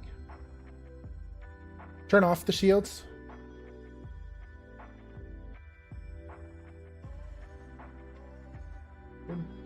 And we don't have an intent handler there. We definitely want to get another intent handler going.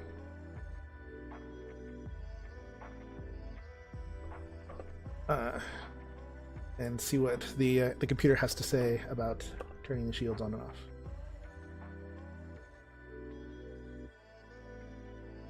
And here,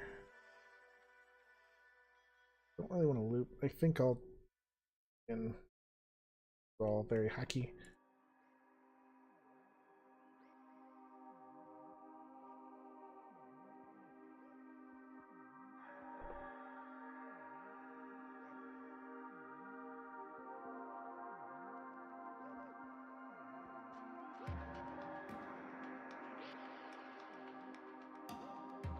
Just gonna have it turn itself back off.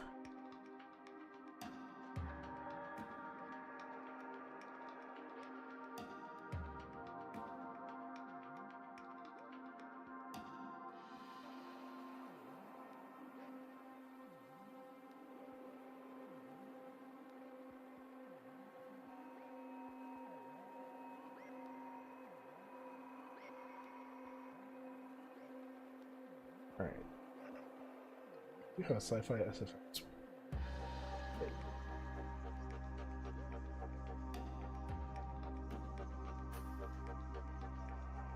Or VFX kit.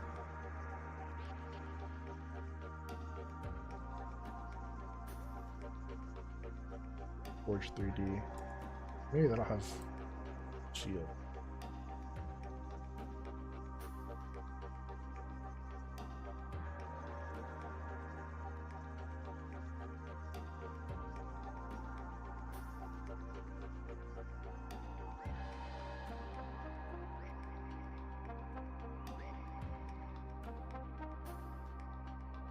Also imported.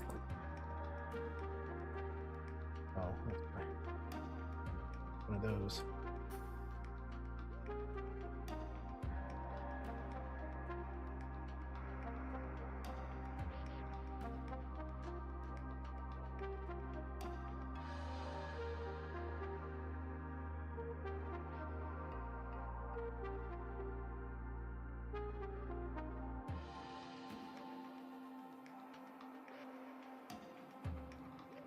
It's not importing.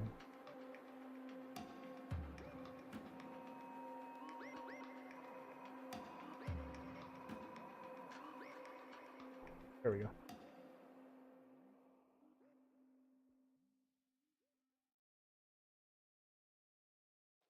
Rifles, beams, flamethrowers, explosions.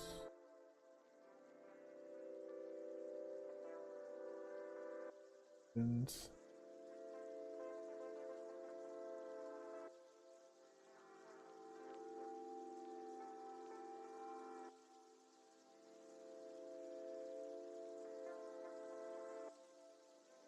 There's more beams. pulse waves, railguns, speaker bolts, shotguns, snipers. Lots of guns, some trails. There's a warp jump. Ooh, we could do an inner warp. Did not see a shield.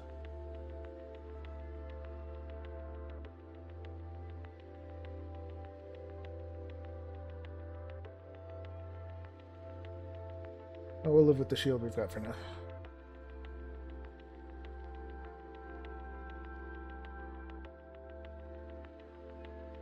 Alright, because the next thing we're going to do is we're going to set up computer activation. Alright.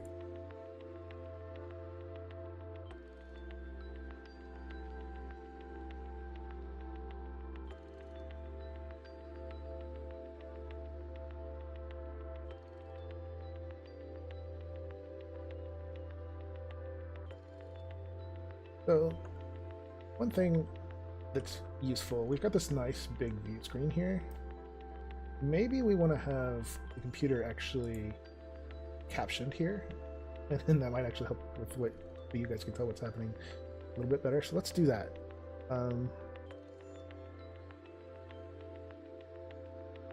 Add in a canvas.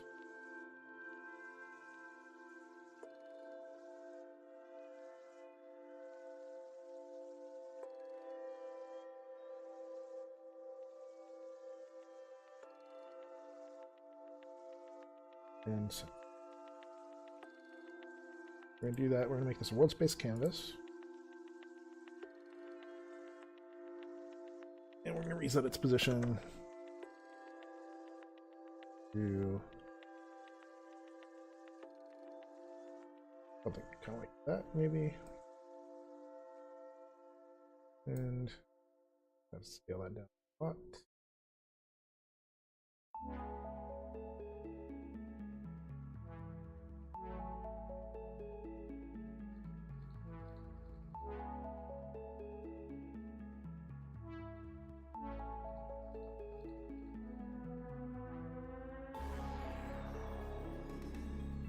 Gizmo's back on for this.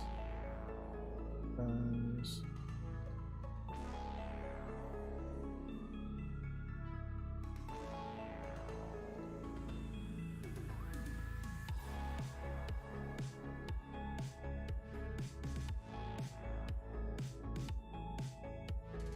put this centered.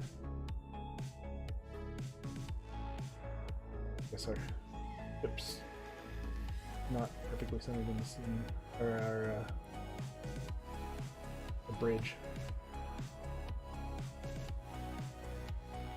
Here.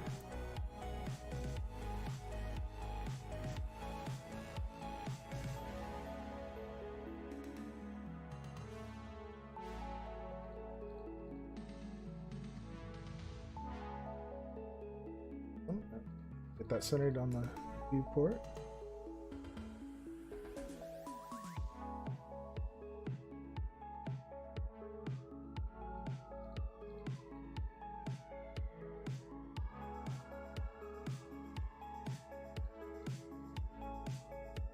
There we go. So now we've got a nice text space for the computer's prompt.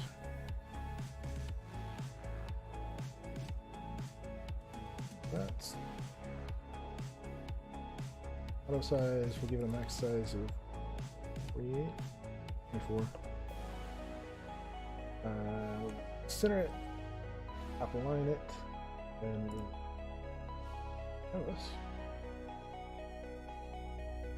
Now, if we want to hook that up, go into a couple ways we can do this. We can have it speak when the speaker speaks, in which case there are text events here.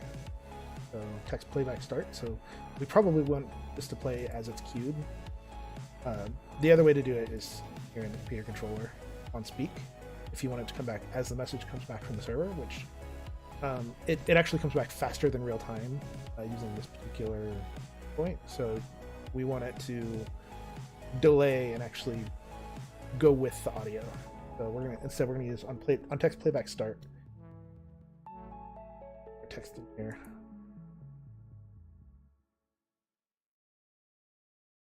Okay, we set up our intent handler. All right, let's see if the computer can read. Well, I guess we're if she responds.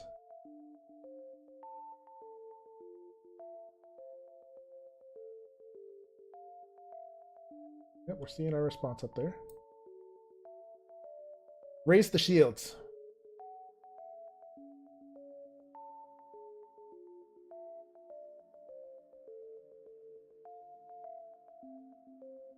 Right, confidence was confidence was high enough. I don't know if it actually.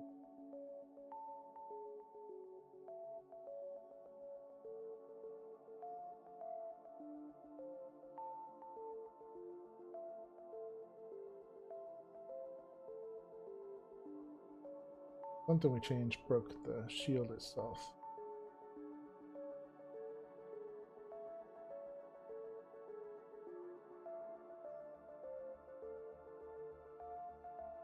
But we can at least see the viewport's doing what it should do. We may want to give it a little bit more padding. I think that text is going to get clipped at the end.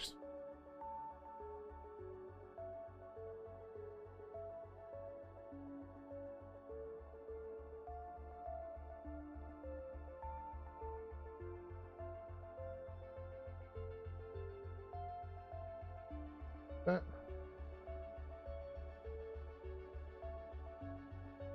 Okay. And then the other thing we needed to check on was the code for the shield. Oh. Our coroutine. We converted it to a coroutine.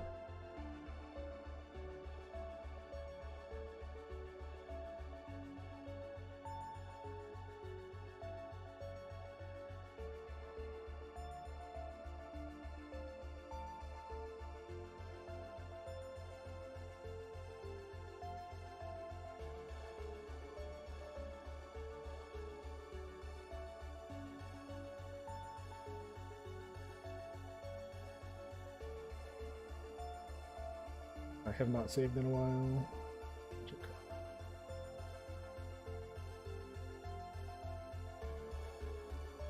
Raise the shields.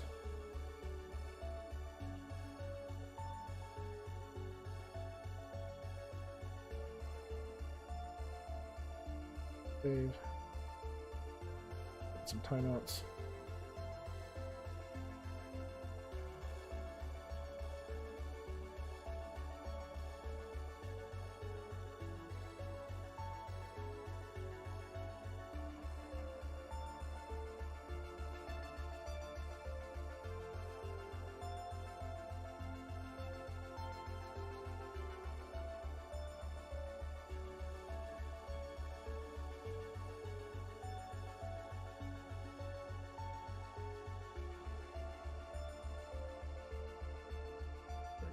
Give it a little outline so it's a little easier to read.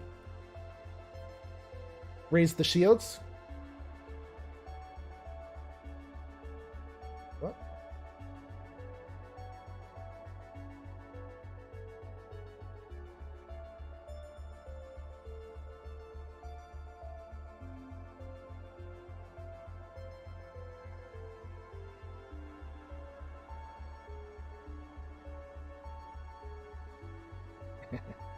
There we go. I mean, yeah.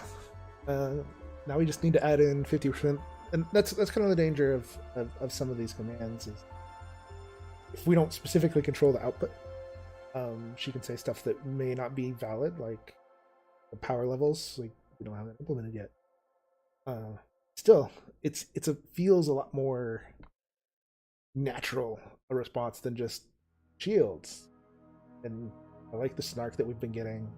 So with that, let's go ahead and throw in a wake word for the computer so I can stop pressing this activate button. That's going to require another library.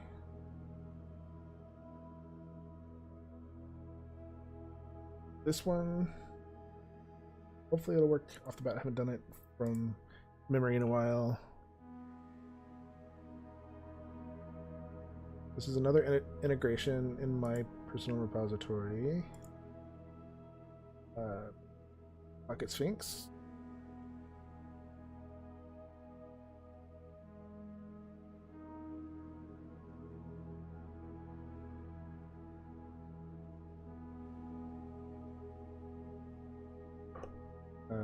And this is, I spent a lot of time on this getting it working in Quest, and so this works pretty much everywhere. It does not work on WebGL.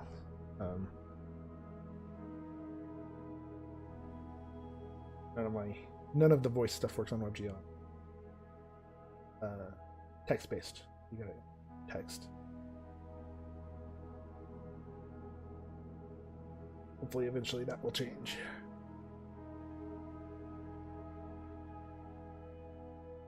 Doable, it just takes time. Alright, so we've imported PocketSphinx. And this one also, I don't think I've made this really easy to integrate yet. There are a couple things you have to do. First thing you need to do is you need a streaming assets directory.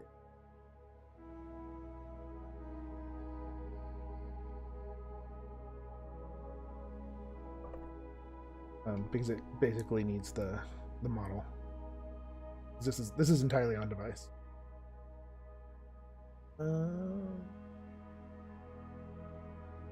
Voice commands PocketSphinx. And then these guys you basically need to drop in here.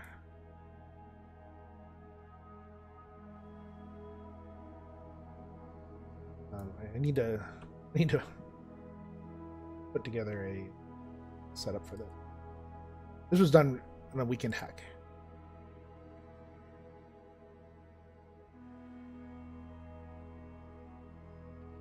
Wake word. Sphinx. Key phrase computer.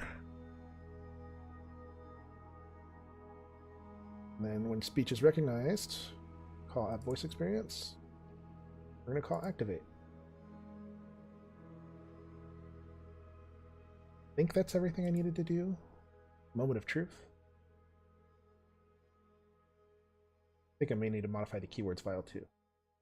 Set up for computer.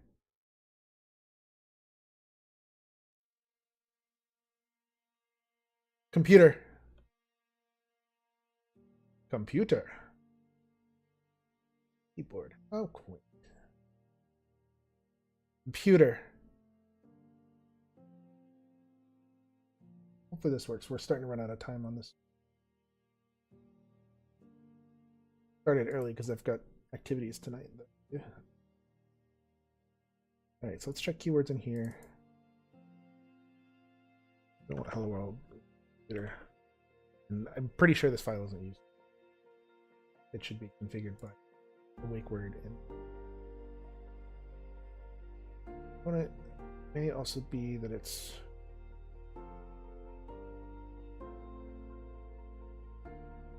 not initialized, decoder initialized. I think computers one I had some issue with it recognizing. So it looks like it's loading the modifying. Decompression happens. Need to figure out why it's not picking it up. It uses the audio buffer here that's created by voice command or by voice SDK, so it's all using a shared block of memory. Computer. Test. Computer.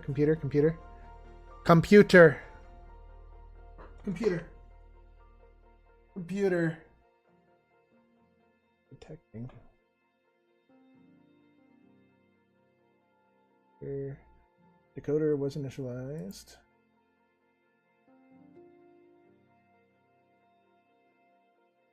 Computer.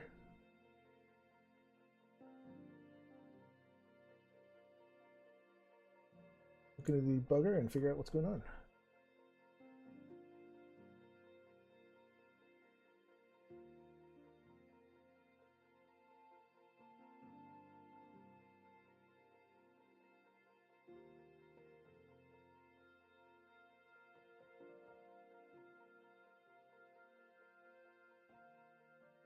Found him.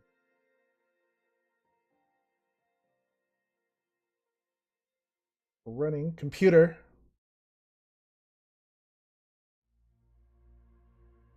Computer. Computer.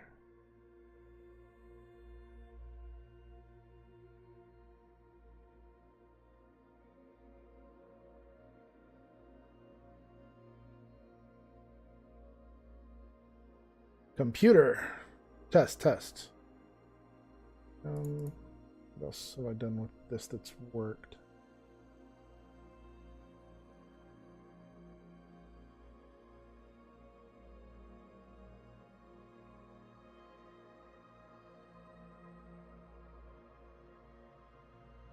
Wondering if I've got the wrong branch. Oh, I know. I thought I had this set up to automatically decode. I don't. That's right. Forgot a step. Okay, so like I said, it uses the audio buffer, or this implementation uses the audio buffer, but you have to set it up yourself. So essentially, the wake word wasn't receiving audio. So you have to add an audio buffer, and now the app voice experience will use this. I'm going to add a button or something to make this a lot more obvious. Because one of the things you have to do is you have to turn on always recording, so that the audio buffer itself is listening for the wake word. And then once you get data, it comes into on byte data ready. Maybe it's on byte data sent. I used an asset for that. Makes my life easier. And then we'll drop in the wake word. Yeah, I mean the nice thing about this is it's all free. And tools on my GitHub, so I'm trying to stay as free as possible. There are assets that do it, and there are assets that are tailored to do it a little bit better, especially for the wake word stuff. But this way I don't have to worry about whether or not people have access to it. All free MIT licensed resources, other than the Synty assets and the VFX.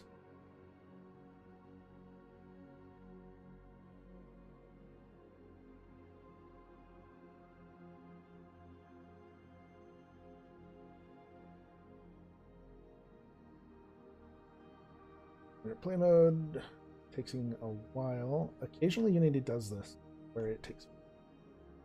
Usually it's because I have the.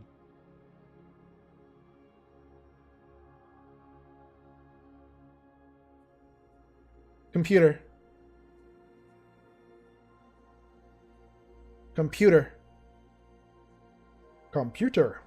But also as a result, they don't always work.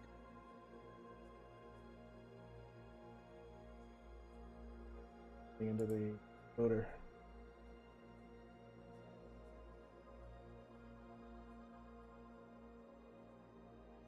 This is why I need to have this automatically set up, because there are little steps in here that I forget every time I do this, and it usually takes minutes to get it working. Computer. Now we're not getting into decode.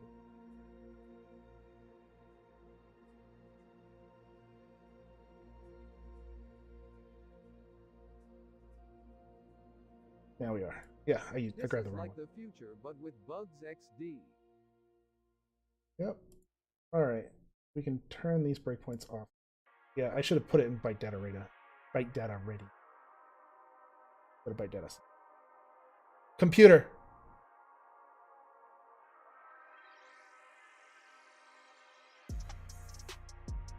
Now it's working.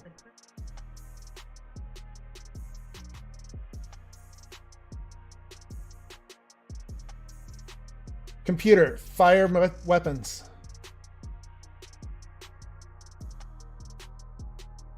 Computer, fire weapons. It worked a second. The other thing is it's really touchy with Windows PC. This particular library is a little bit more touchy, and I have to be close to the right mic. Computer, fire weapons.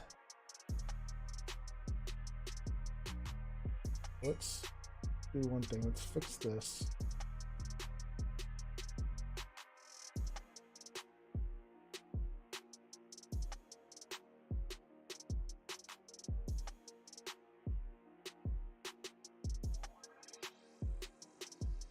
Right.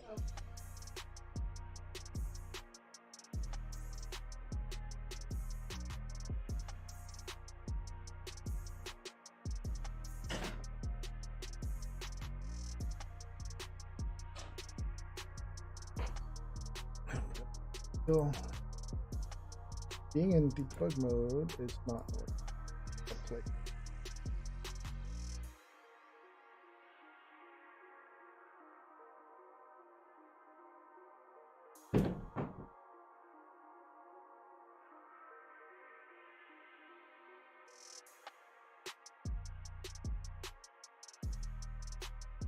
Computer, raise the shields.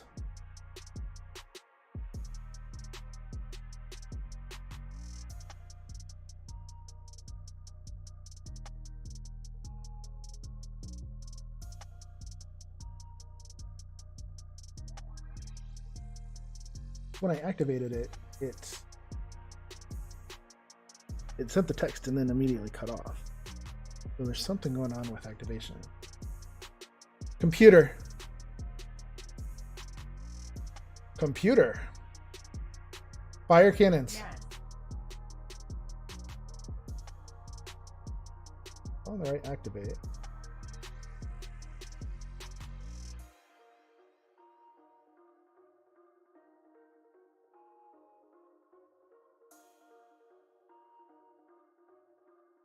We recognize computer, and then it starts an interaction. This may be a bug. Yes.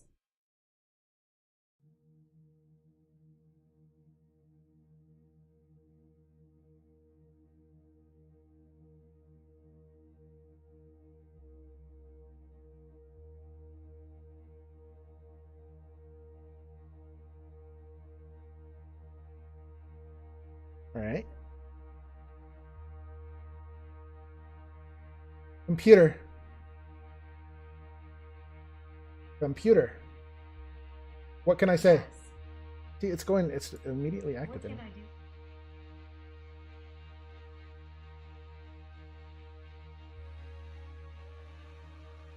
do? Instead of triggering after it. I'm missing something else.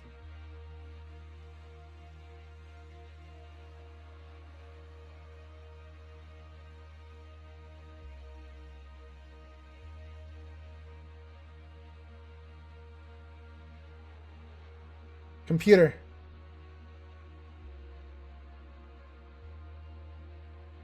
Computer.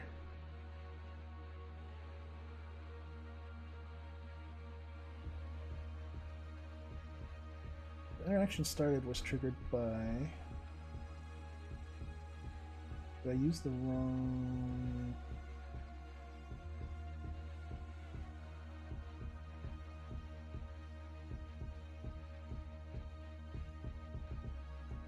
This is actually the first time I tried all of the pieces together. We're gonna hit button. Whoa.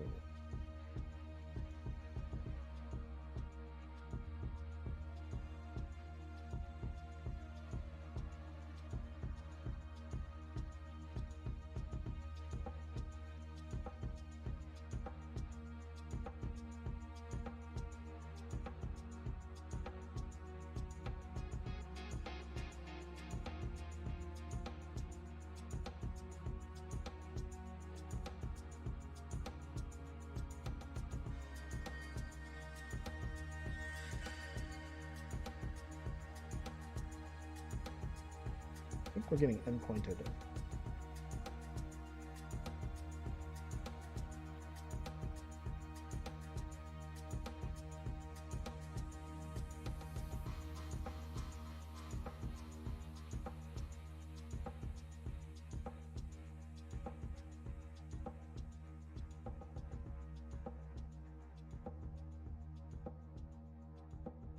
Yeah, so it's essentially it's getting computer. This is likely a Yes. configuration of I'm the curious. of the look back.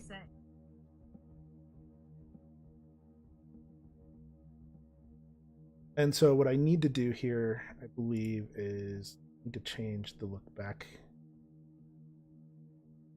The mic buffer.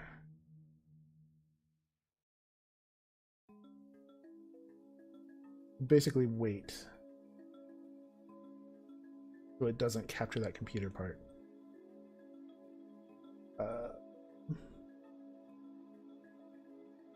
Which I think either in runtime configuration.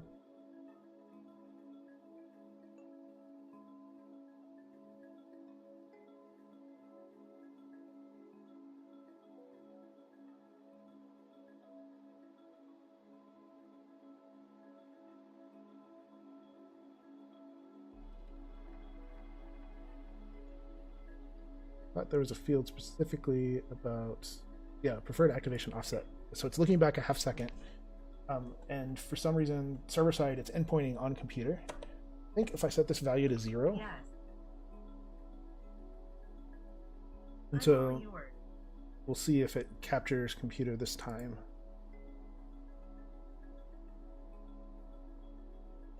Computer.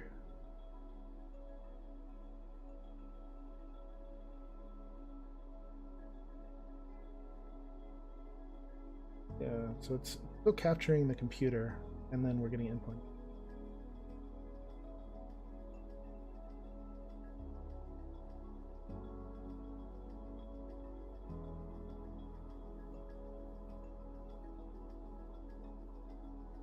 Okay, bump this up to 0.5. Computer, tell me about something. Where it triggers. Computer. Computer, tell me something.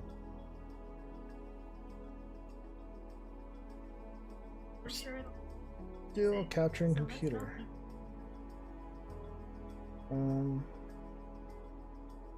See. Another way to handle this is to do a delayed activation.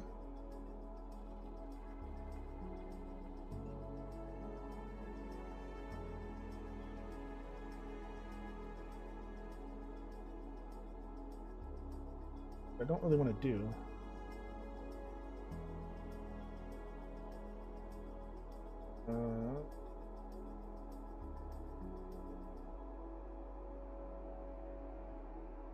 Let me real quick.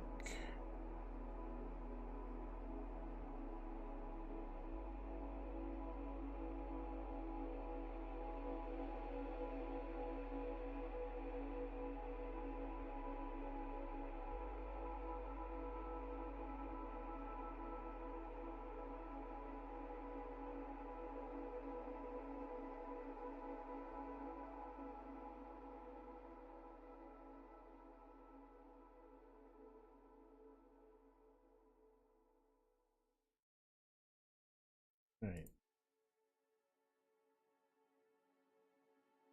Yeah, so I guess what I'll do is, at least for now, a way to work around this is likely to delay the wake word response, which isn't ideal. Like you're supposed to be able to back a half second. And so I need to, there are a couple things I can do here. I can go to understanding and refine. And maybe let's try that before we make any modifications. So if we go back into the understanding viewer, we'll do computer. Maybe this will help with the endpointing problem. Computer, fire the forward cannons.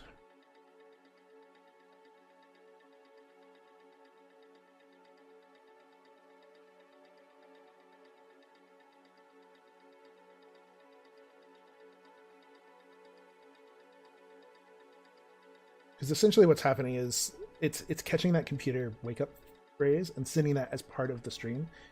And then since I'm putting that delay in there, it's actually endpointing at the computer. Computer, turn off the shields. And I think if we train this a little bit more, it'll work.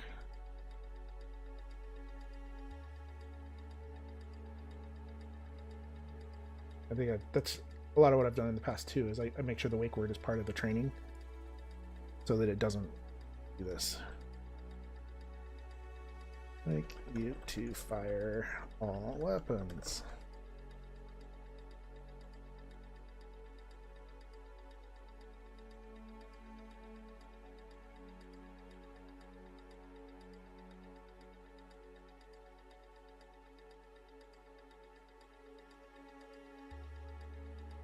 All right. So let's wait for that to train.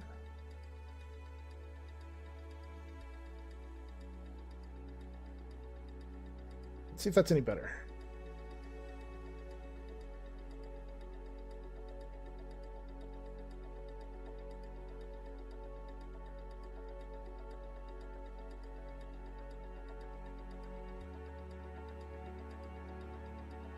Computer, fire the cannons.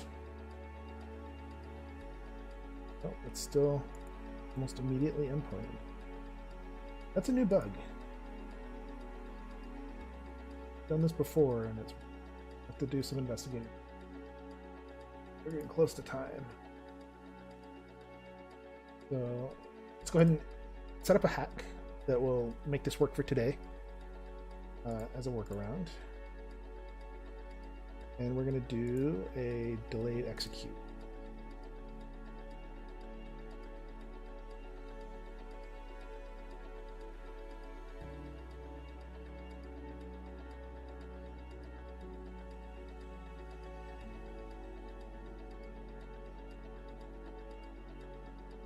This is essentially going to have a serialized field. It's going to have a delay.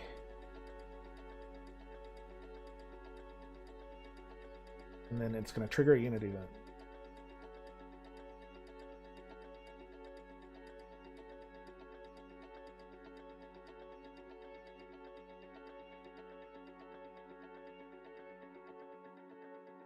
Got a coroutine.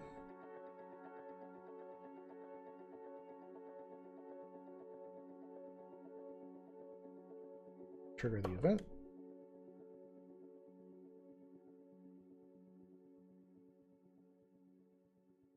And we're going to let Copilot write the code for us.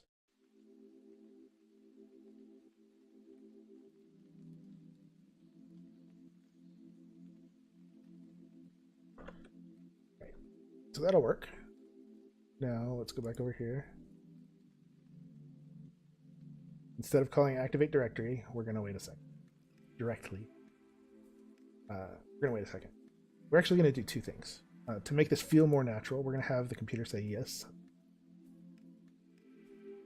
And then we're going to wait. Speak.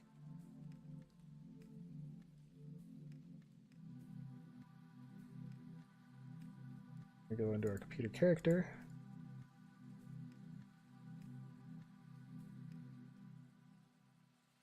Or actually, maybe we should play a sound effect. Let's play a sound effect instead. Audio source, because the computer has the beepy wake effect. Let's do that, and this will also help us get past the computer part in the delay. Trigger it to fire. So we need an audio clip for that. Let's go back to the audio and find beep.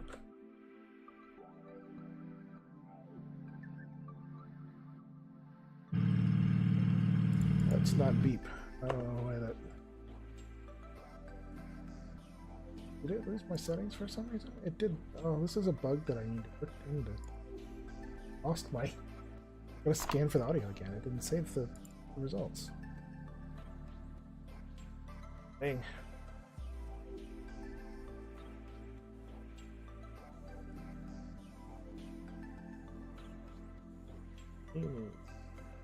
That's. We'll limit the search this time. Normally it's supposed to save this path and redo.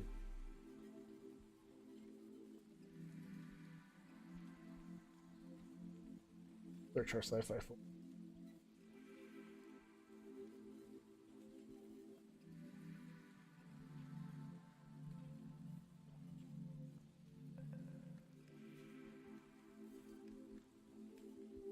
We're just looking for something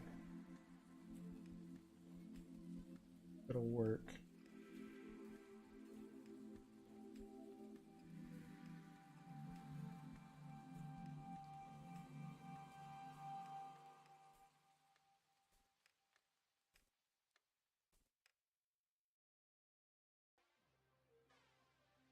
They're unfortunately in a recorded form.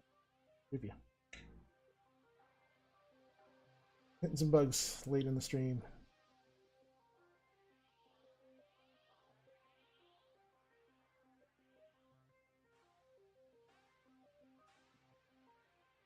I bet these aren't downloaded. Dropbox.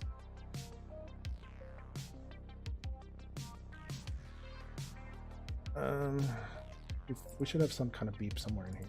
Maybe we can use the basic laser.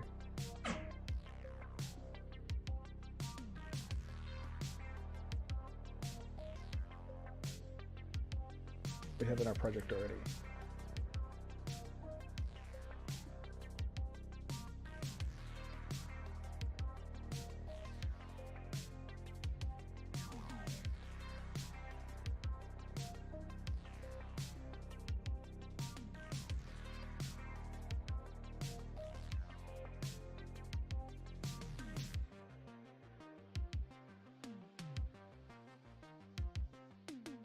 That went. One of these.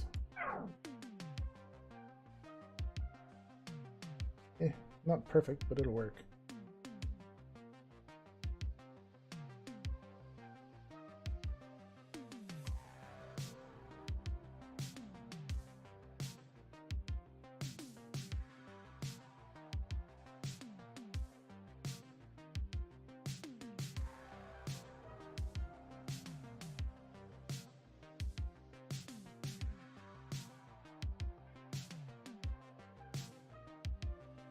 Placeholder audio.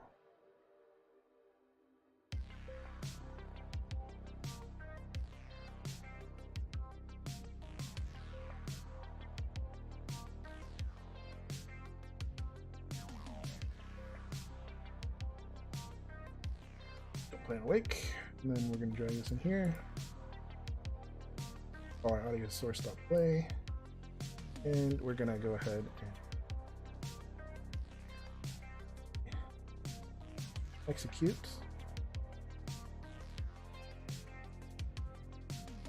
And we're going to call execute on that one.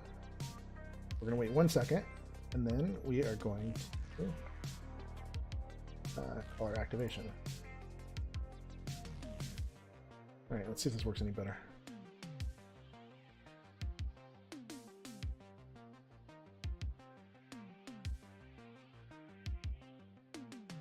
Computer.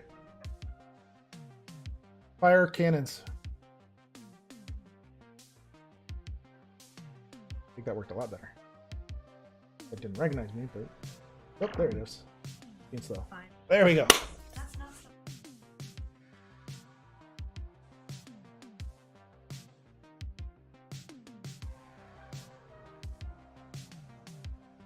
Nice.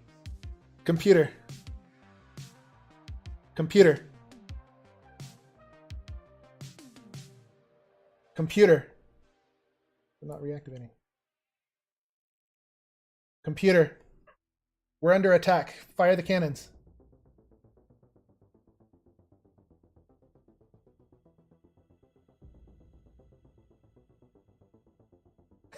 I do.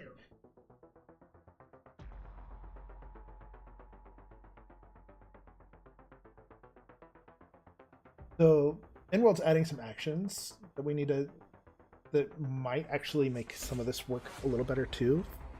So if the computer asks a question like this, we might be able to have it set up so it provides some action. I haven't looked into what those are going to do. I think they're supposed to work similar to how intents work. Right? Computer. Computer. They're attacking us because they don't like us.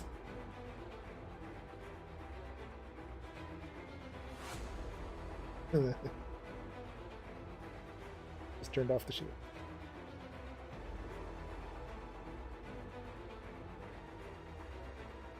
Computer. Computer. Computer. They're attacking us because they don't like us. Turn the shields on.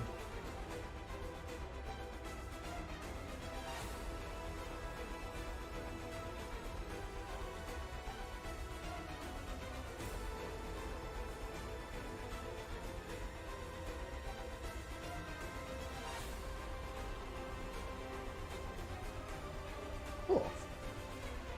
I gotta try the triggers next. I think the triggers, like, have the computer be aware of the triggers of the other ships in the scene and what they are and what faction they are or something like that might be a great experiment. But I think we're where I intended to be today.